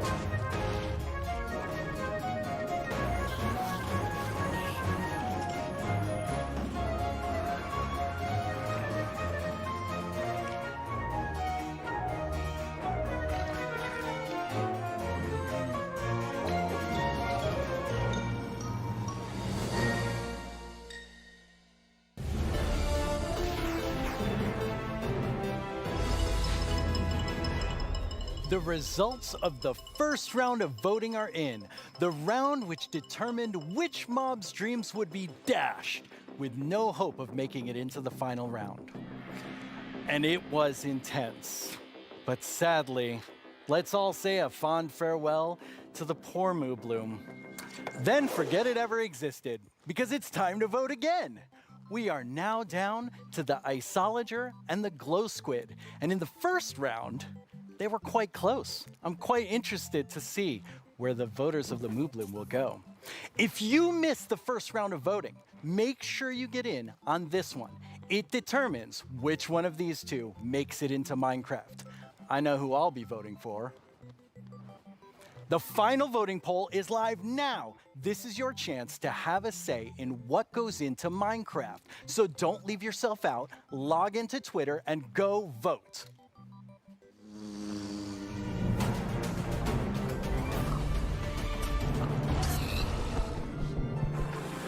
Hello, I'm Quinn, head of the Marketplace Partner Program, and I'm joined by two of my favorite people. How about you guys introduce yourselves? Hi, I'm Fanny. I'm a developer on the Creator Assistance team, and what we do is create tools for our creator community. And some of them are very visible, and we're going to talk about them later. Some others are more behind the scenes, and that help our creators make content that is more efficient and reliable, like the schedule command that is coming out soon. Yep. I'm Jason. I'm a developer in the engine team, and we've been responsible for a lot of the modding type capabilities that have come to Bedrock over the last couple of years. That's super cool. So your teams help make creator tools for all of our incredible marketplace partners all around the world to help make content for you.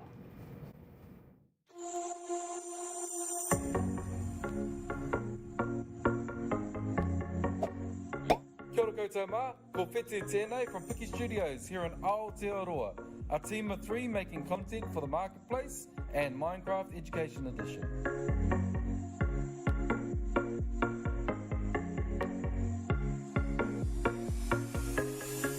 I'm Beanie from Zombini, and I run a small studio based in California. We create lots of marketplace content, and I've been making tutorials for the last 7 years to teach others how to make their own Minecraft skins.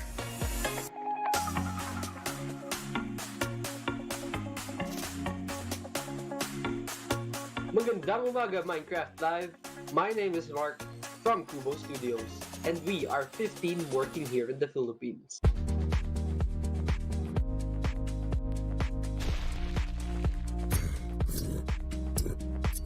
Hi, I'm Tian from Everboon Games, and we are 38 people working here in England.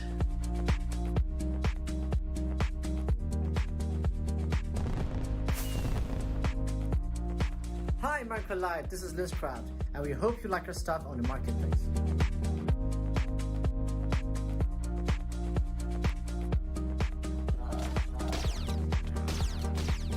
Hey everyone, I cannot believe I'm part of Minecraft Live this year. My name is Yasser, aka StarkTMA from MC Texels, and we are super excited about the new updates.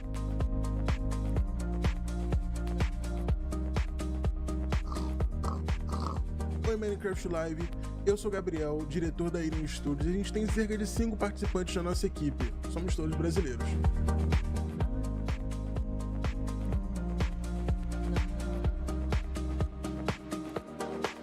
I'm Vicky, also known as Geeky Pixels from NetherPixel Studios, and I get to spend my days making content and working with awesome people.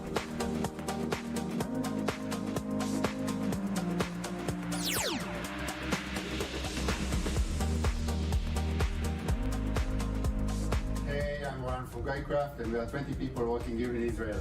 Shalom.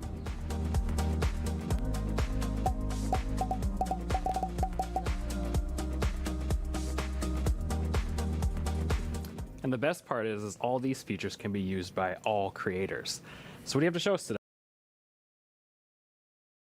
We've doubled down and gotten it so that we focused on items and blocks.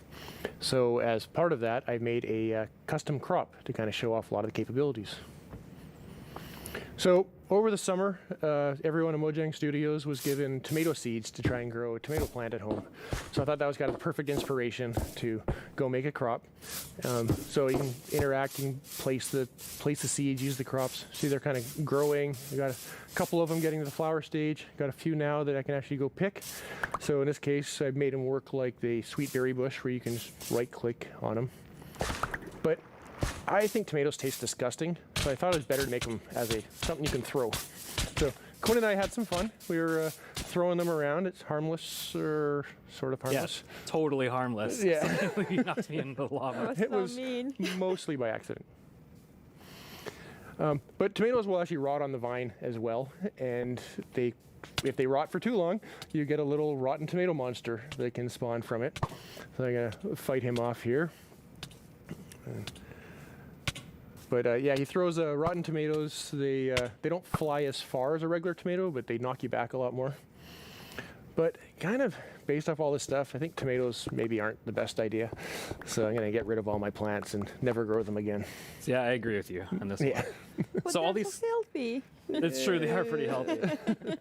So with all of these new custom crops, creators can go and make some really cool kind of like farming style maps. Oh, definitely. So like, I think crops are a great example of showing off how they all can kind of come together, because you get the items that you can get there. Normally you would eat the item, but or you can make projectiles. But they also have the ability to get events that are fired from things like a tick event. So as that event is fired, you can make the block run through multiple stages of growth, and eventually get to the point where like you can choose like what loot spawns at various stages of growth and stuff like that. Yeah, I thought it was really cool how you could like interact with them like a normal berry bush, but then get the tomato out. Yeah, it's just it's an interactive event that you can key into. Yeah, and then there's a tomato monster there at the end too. Yeah, I call him Tomo. Little Tom, it's so cute. Yeah. It's not even scary, but yeah, it's an example of what you can do with them combining events and commands. That's one of the features that our creators have requested for so long, just having commands to be able to run them when something happens. So now, instead of also in addition to doing it with actors, you can also do it with blocks and items. In this case, as the flower is rotting, you can disappear that crop and also summon a tomato monster, a Tomo monster. Yes. Well, that's really cool, because like I can totally see creators like using all of those combinations of features to make some like really cool like adventurous maps. Yeah. Like, for example, the little adventure that we can show you, where we were going to the desert, and then we found this mysterious golden skull, and also an equally mysterious pedestal in the middle of the desert. So we decided to place our golden skull over there and see what happened. And yes, we have a mountain that is hollow. And as the brave warriors that we are, we went exploring. And obviously, we found some creepy monsters inside. Luckily, we have our trusty custom sword to fight them off. Oh, that helps. I'm not sure if we even survived that. Yeah, that doesn't seem very safe. No, not at all. But that pedestal, I know that's one of the most requested features, block models. Yeah, so I've been super excited that we finally be able to get block models in. It's something we've been wanting to do for years, and we were finally able to work on them and get them in. So we got it working with using the same formats that we've been using for the entities, so the same tools that people have been using to build custom mobs, they can use to build the blocks with. Oh, that's cool. So you don't even have to like learn a new skill. You can just continue. No, it's almost identical. That's awesome.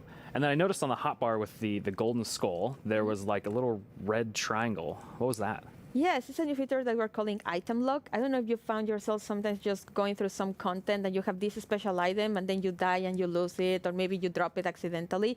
Now we've made it so that creators can actually lock something on your inventory, so that when you die or you press Q, it won't go away. That way you don't lose your mysterious golden skull to unlock the next stage. It's so nice. I was gonna say that makes it super easy, because I've definitely been in an adventure map and I lost the key on accident, and then I had to go and try and fix that. Yes. And then when you place the skull, cool. There was a lot going on in the background. Like there's 3 features to talk about right there. The first one is like we've been wanting to give more power to creators with cameras. And this one is just a small one where we just shake the screen. I don't know if you noticed that one. And then you can help players convey something like there's an earthquake going on, or maybe something is about to fall over you. So you can do that with this new cool. Or dinosaurs. Or dinosaurs. Get a dinosaur steps. Yes. The second one that we noticed there is structures. You can now place them using commands, whereas before you had to be using a structure block, which is more complicated and time-consuming. Now you can do it much more easily. And as part of those commands, you can now animate the structure placement. For those that know this, like the mountain was opening, and that was just a structure animating.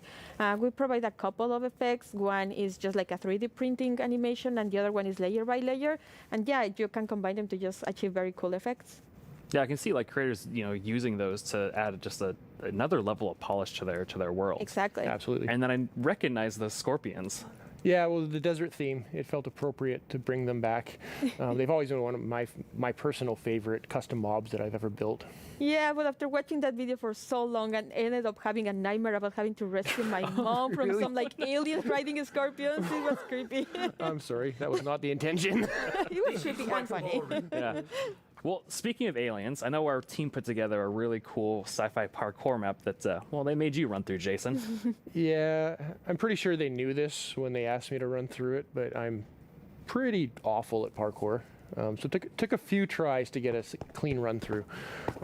But at the beginning here, it's a pretty typical sort of parkour map of running and jumping, but we definitely have some twists up ahead. And here's kind of the first one of, even I know I can't make that jump. So let's see what's in the chest. And we got a Sliminator. So I'm pretty sure you know what to do here. So now, hopefully, I will jump and be able to clear this gap. And please, yes. Make it up. So to get teleported to the next section, kind of make it along and see what next obstacle we have.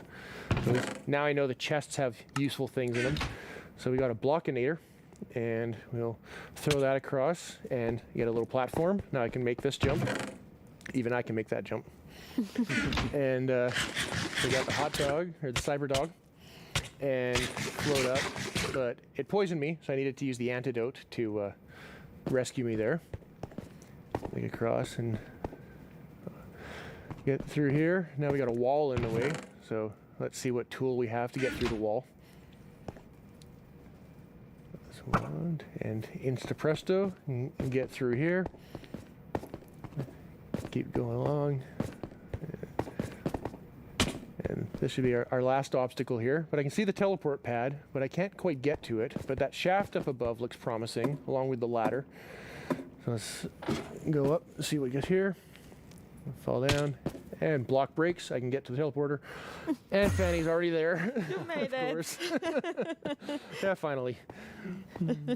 Wow, that's super 86 cool. times. I love the pretty good. aesthetic of that too as well, like all the art and things. So those teleport blocks, those seem like a really cool way to add like another level of immersion to the worlds you're creating. Yeah, with data-driven items and blocks, we get so many new events that you can act on. Like, for example, in the case of the teleporters, you can step on it and then an event will trigger and you can react in so many ways. You can add particles, or in this case, for example, you run a series of commands that just teleport you to the next area. That's awesome. And I love the Slaminator, the Blockinator, and the Magic Wand. I've never seen items do that before. Yeah, so that's another example of how combining the same tools you can achieve so many different effects. For example, the Sliminator was just using the event and the fill command, right, to replace the blocks at the bottom with the slimes. Then the next one, we have the wand, and that one is just replacing blocks with air.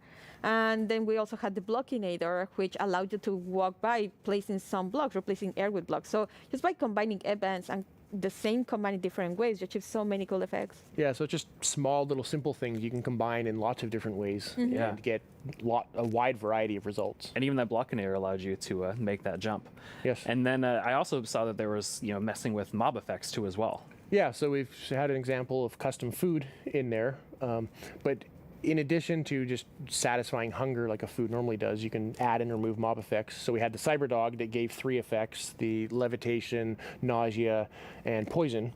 And then we had the antidote that would actually only remove 2 of them. So unlike a bucket of milk that removes all mob effects, you can make things that remove very specific things.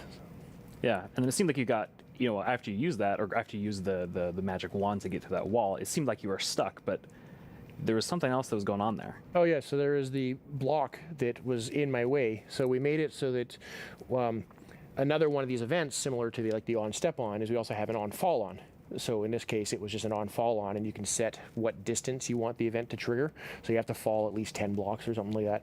And when you land on it, we then break the block, similar to what like the tomato plant and other things that we saw earlier. Yeah, and it seemed like it took you quite a few tries to make it through, but Fanny was able to do it first try. Yes, unlike others, 86 times. Yeah. Yeah.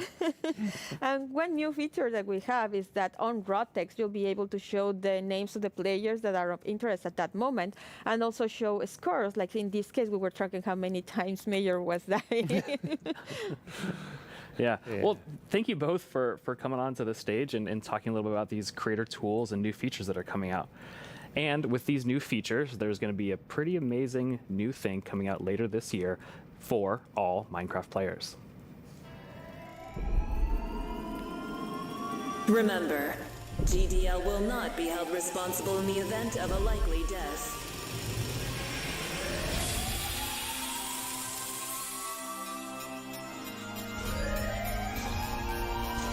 Your descent will begin in 3, 2, 1.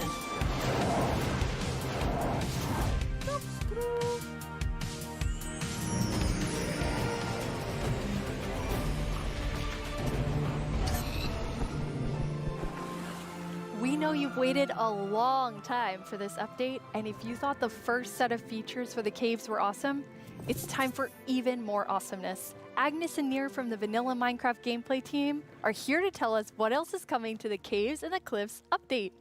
Hello, welcome. Hello. Hey. How does it feel? It's so amazing. It's so awesome to finally be able to share that with everyone. Yes, it feels great, and we have, looked a bit at tweets during the break, and we have some more tweets. We have more tweets. Yes. Wireless redstone. Oh yeah. Course. Yes. There will be so many cool things you can build with that, and the warden. It's amazing to see all the excitement. It's so cool. Nir, you recently joined the Mojang Studios team. Yes, I joined this year, but honestly, I'm not completely sure how that happened, and not just joining Mojang. I'm not really sure how I'm here in Minecraft Live, because just last year I was home, glued to the stream. I had to know what the next thing is coming to Minecraft, and today it's not only that I get to share that, I got to work on some of those things, so it's fairly incredible. But yeah, I've been developing games for a few years now, and more recently I've actually worked with this non-profit organization called Games for Peace, which is an amazing organization which basically uses games to promote peace. Like he takes kids from areas of conflict all around the world and sits them down to play Minecraft. And sometimes it's kids that don't even share a language, so they can't talk. So Minecraft is the language they share. Minecraft is what helps them connect and get to know each other and creates friendships, right? And it was amazing being part of that. It's so cool. I mean, sometimes I feel like, oh, I know all the amazing things that are happening with Minecraft. And then you described that to Agnes and I, and we both were like, we've never heard that. And it's so cool. It's so beautiful. Amazing. Absolutely beautiful. So in this update, you've been really looking at filling out the caves even more.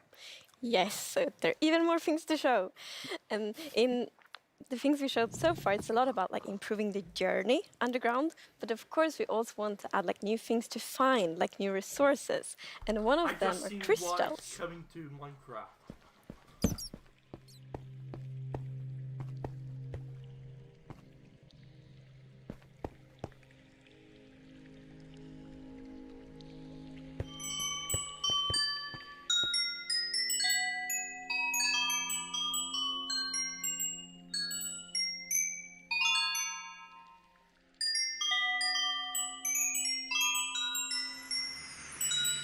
They're so beautiful. Yes, that the moment you turn the corner and you see that glowing thing, that's so, it's Yeah. just, it's Like, incredible. The atmosphere in the crystal geode, Yes. it's like mystical. Yeah, they're so pretty. And we were thinking a lot about like what is the purpose for crystals in Minecraft? And one thing is like they should have a use, and we will talk more about one of the usages soon. But the other thing is a lot about just adding a lot to the experience of exploring. And we want them to be quite rare. So when you find them, it's really gonna be like magical, because they're just beautiful. And you know, when you walk on the crystals, you hear these sounds. Yeah, it's just, we talked before about the pillar of underground of Marvel. And I feel they're just the perfect feature for that sort of pillar, right? But you can't just take them with you. Right, so you can break the crystal plant we saw in the video, but they actually grow from a very special block. And that block is unobtainable. It's sort of like you think about spawners, right? You cannot just take it and put it in your base. It makes you go and build farms all around your world. And that also encourages you to create tunnels between them and find out ways of transferring those items from place to place. And I just love those sort of features that really encourage other gameplay in the game. As an explorer myself, I'm very excited about finding all of these. And you mentioned a usefulness to them. Oh, yeah. Yes. So from those crystal plants, you get crystal shards items, and you can actually use them to craft a telescope. What?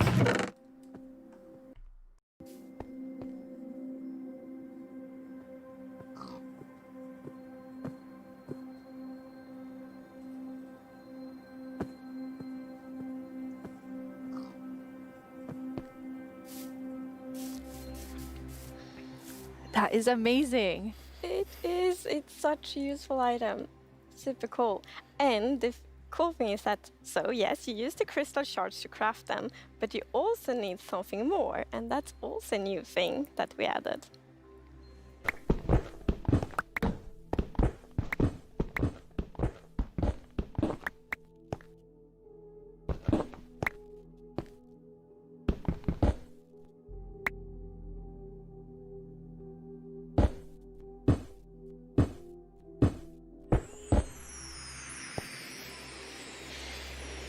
It's copper. That's amazing. Yes, it's new ore. And you saw the copper ore in the video. And a very interesting thing with the copper ore is that it generates in a different way. So normal ores often generate like an ore blob, but copper is different. So imagine that you are out mining and you see copper ore. So you're like, okay, I'm gonna mine the copper. And then you see some stone. It's like, they look a bit different. So you continue to mine. And then you find another copper ore.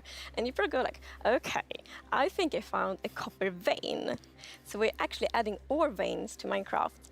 And like they really add so much to mining. It gets so interesting because it's kind of like following a trace when you mine. And they tie so well to the pillar we have about adding strategy to mining. Yeah. That's amazing. And you've personally wanted copper in the game since you start, maybe before you started? Yeah, you mentioned it once or twice. Well, maybe a few times. But yes, so I think I got inspired by the pretty copper roofs in Stockholm, and they are all green because we have so many like old buildings here. And we've actually added that mechanic to Minecraft as well. So you know, if you place a copper block, it will first be orange, but after a while, a pretty long time, it will turn green. And it's something, I think it's so cool, because it actually adds history to Minecraft. Because, for example, if you have a really old Minecraft world, then you can see on like a house and like, oh, the roof turned all green, and then you know that that house has been there for a really long time. A really old Minecraft world to Minecraft, because for example, if you have a really old Minecraft world, then you can, because for example, if you have a really old Minecraft world that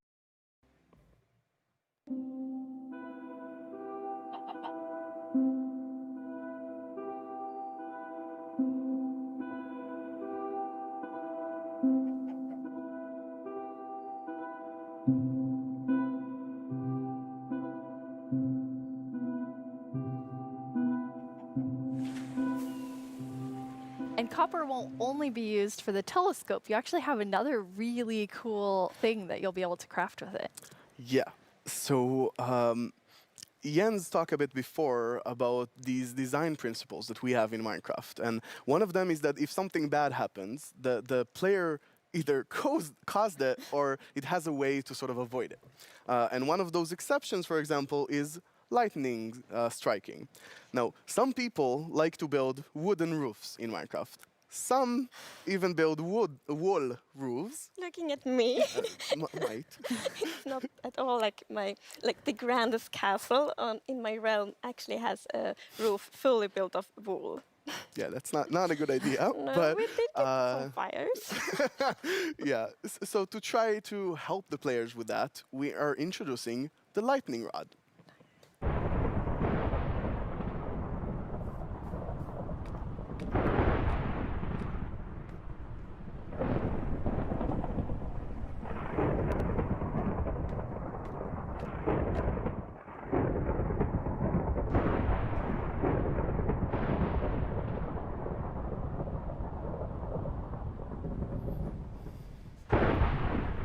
That is very useful for all the wool roofs out there.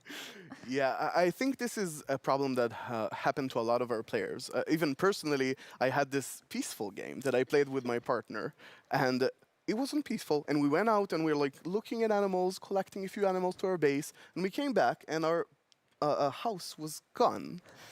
And I was quite confused because I consider myself to be someone who knows a bit about Minecraft, and there are no creepers, there are no Endermen. So what happened? We figured that probably a lightning strike hit and burned down the house, and we were quite traumatized because we were not prepared for this. So I think this lightning rod is really going to help with that. Yeah, now you don't have to worry about that problem anymore. No, I'm gonna place like lightning rods everywhere on my wool roof. Good. Will be perfect. Good.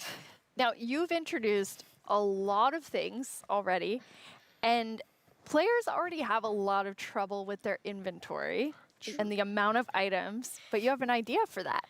Yes. So as you know, we keep adding new blocks and new items all the time, and that do create a bit of an inventory problem. And we're aware of that, and we have actually been thinking quite a lot how we can solve it, because we want to have like a good gameplay solution. We want it to be balanced, and we actually have an item in this update that will be really helpful, and it's the bundles.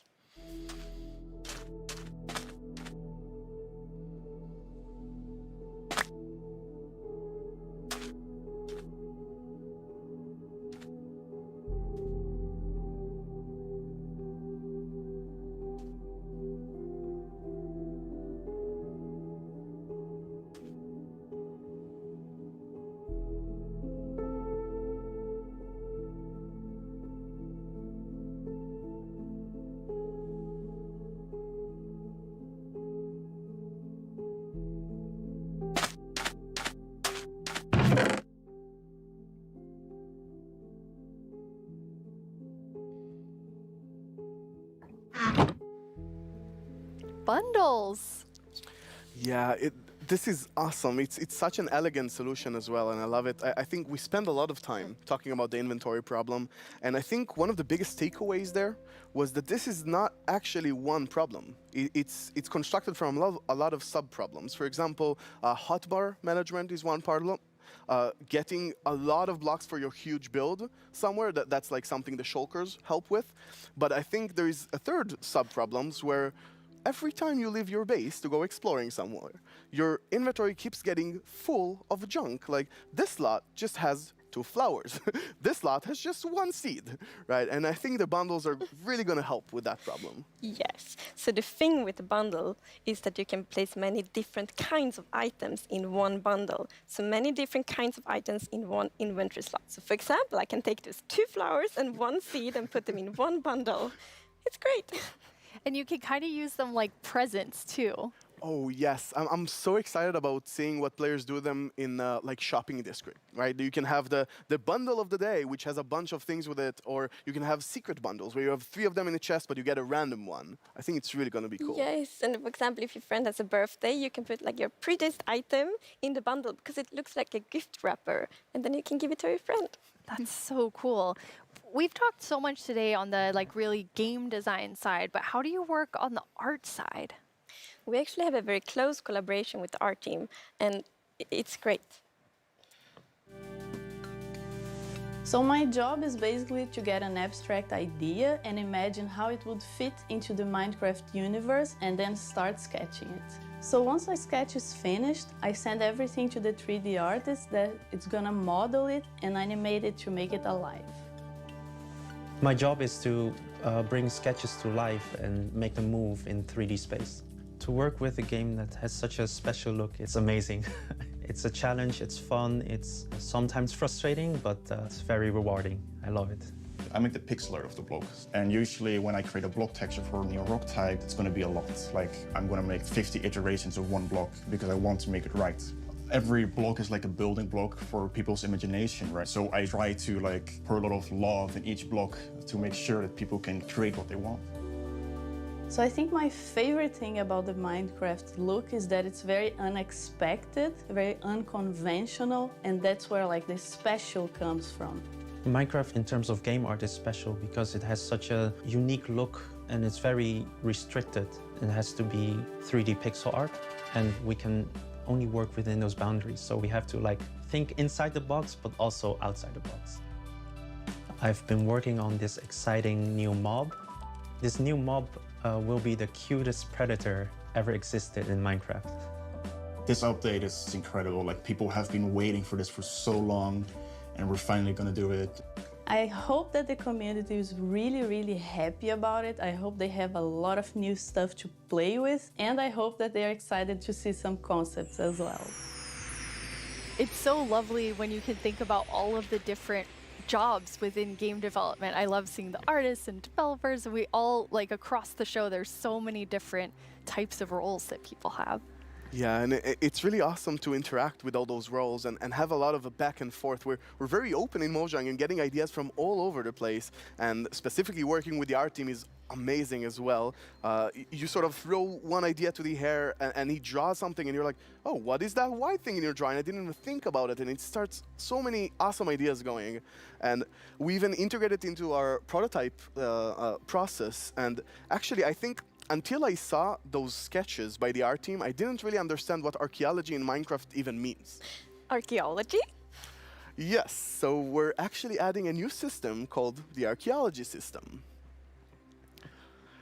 In this system, you're basically going to find these excavation sites all throughout your world.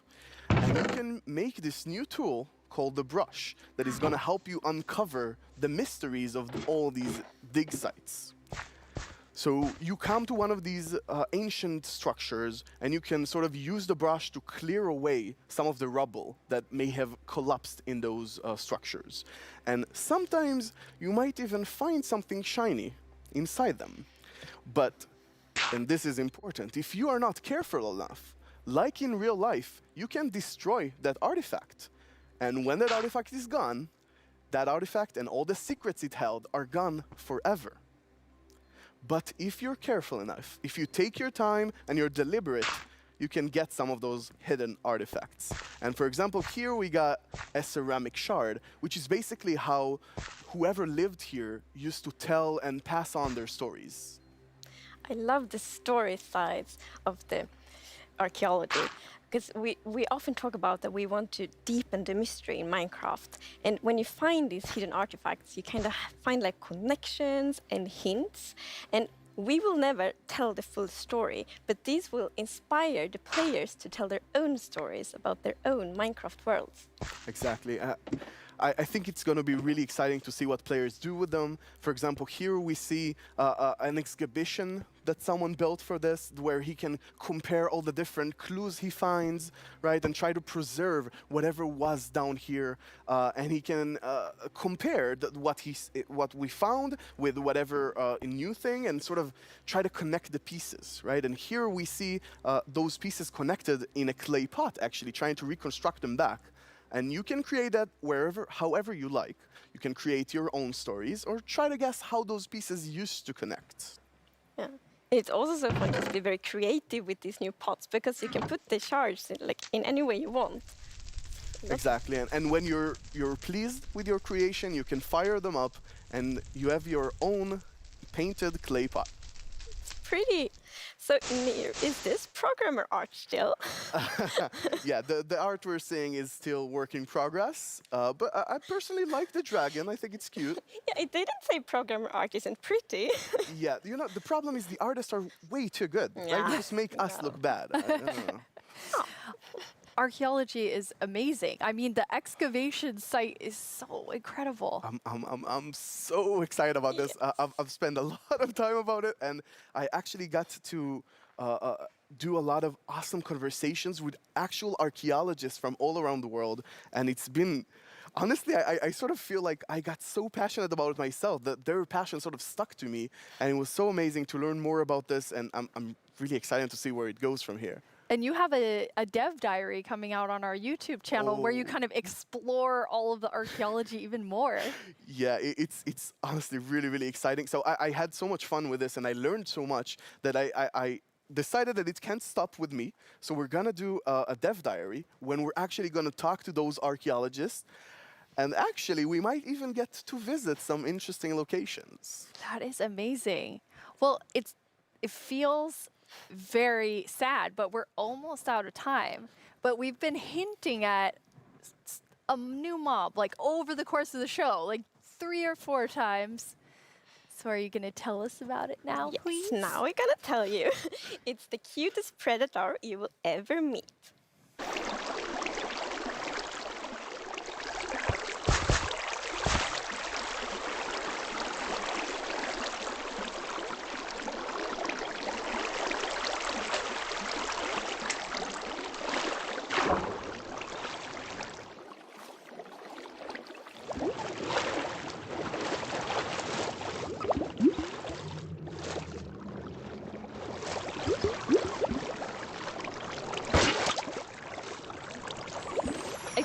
I feel like there's only one sound I can make after seeing that, which is like...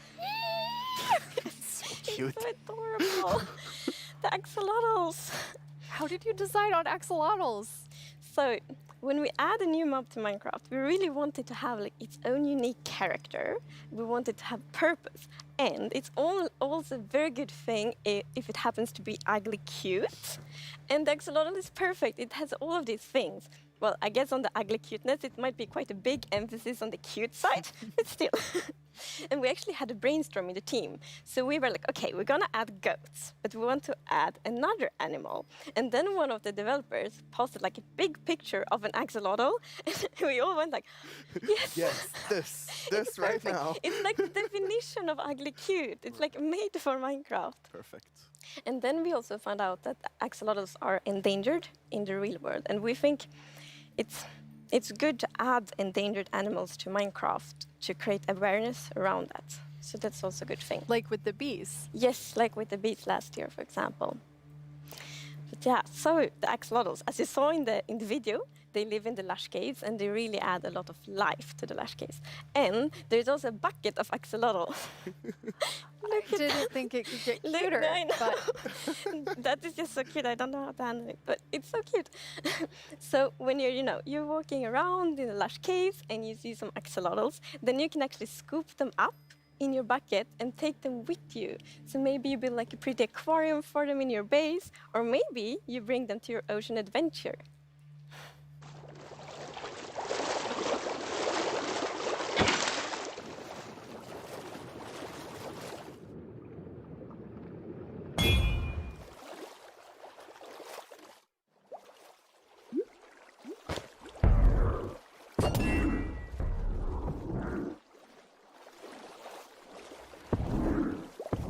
And now I see why you're calling them the cutest predator you'll ever meet. Exactly. So when you scoop them up in a bucket, you can actually create your own axolotl army, basically, and charge into the oceans with them, and they will help you fight various, well, they'll attack cute fish as well, but they'll help you fight the drowns and the guardians, and they're actually quite useful when fighting guardians because they have this special ability that whenever they take damage, they sort of play dead, And when they're playing dead, no mob will actually attack them. So they have this time to regen back, help, and then jump back into the fight together with you.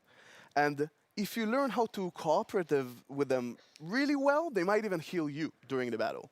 That is so cool. But okay, so you added these two mobs that are like as different as possible with the Warden and the Axolotl. Yes. So this update is actually a lot about contrast, which is great because it creates like a dramatic player experience, which is so good. So we're like updating the highest heights of Minecraft with the mountains. We're updating like the deepest of the caves. We have this terrifying warden, the cutest axolotl, and also in the caves, like the lush caves are very light and welcoming, and then the deep dark is like super scary and challenging. I guess we can't forget our little goat in there. Oh. It's kind of the in-between. Yeah, we shouldn't forget the goat. I guess it's in between. It is still very cute, but in between. No one can be as cute as the axolotl. No, I don't think so. Before we tell everyone the winner of the mob vote, let's take a look back at some of the exciting things that we've talked about today.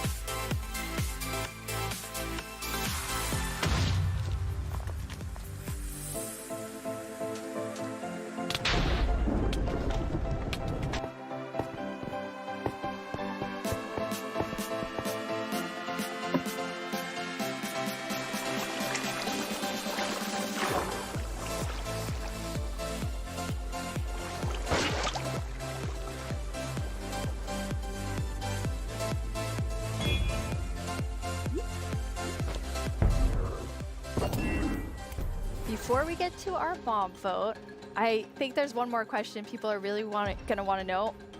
When are we gonna get the caves and the cliffs update? It's a good question. So we plan to release it summer 2021. And this actually is really good. As I mentioned in the beginning of the show, we really want to have a lot of time to work together with the community to like gather feedback, see all the great ideas, because the community always have so many good ideas. So it feels good that we now have a lot of time to actually work together on this update. Amazing. And the community decided on a new mob that will enter the game. So which one of you gets to do the honors today? So I think Tiny Agnes has been a bit mean this year, so I think you should open it, Nina. You should announce the winner. Yes. Can I look first? Yeah. You're gonna know before everyone else? It's the glow squid! Wow. I guess everyone was mesmerized by the glow squid, not just the tiny ones. No, I was really not expecting that. That is so awesome. Yes, like I didn't expect it at all, but it's great. And glow squids will look so cool in the caves. Like exactly. the atmosphere. They fit this update so well. Like it will be, imagine it's just all dark in the caves and then you see the glow squids swimming around. It will be so good. Beautiful. Can they be friends with the axolotls? The axolotls are predators, so I'm not sure. The axolotls might actually attack them. Yeah. Oh no. We'll see. I'll talk to them. Think about it. Yes. We have committed to a lot of things, so I think we need to get work on all of the things that we've shown in the show. Yeah. For all of you watching, Minecraft wouldn't be what it is today without all of you. From all of us at Mojang Studios, thank you so much. Bye.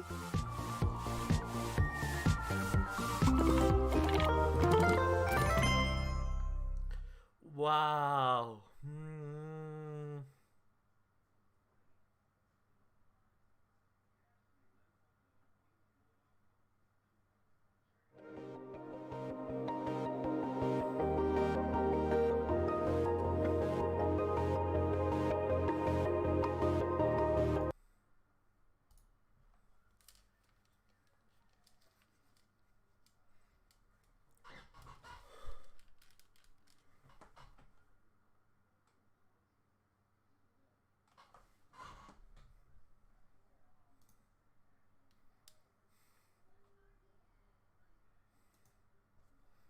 what Phil's had to say.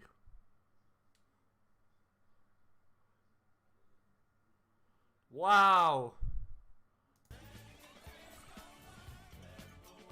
That's actually copyrighted.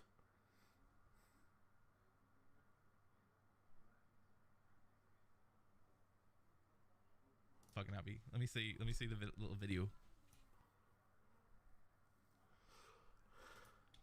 Oh, it's literally just the same. That's so cool. John on Twitter is just saying boo.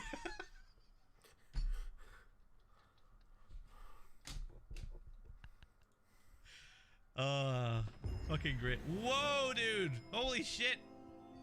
Meatball with the 10 gifted subs as well. Pog, thank you, man. Thank you.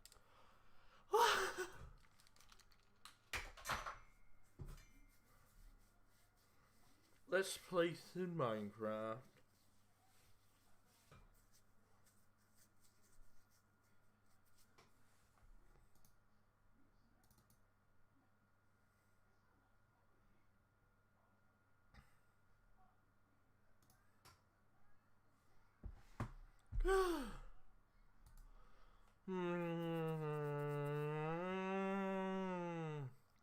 But anyway, guys, see you all in the next episode. Will be next Wednesday. Bye, everyone.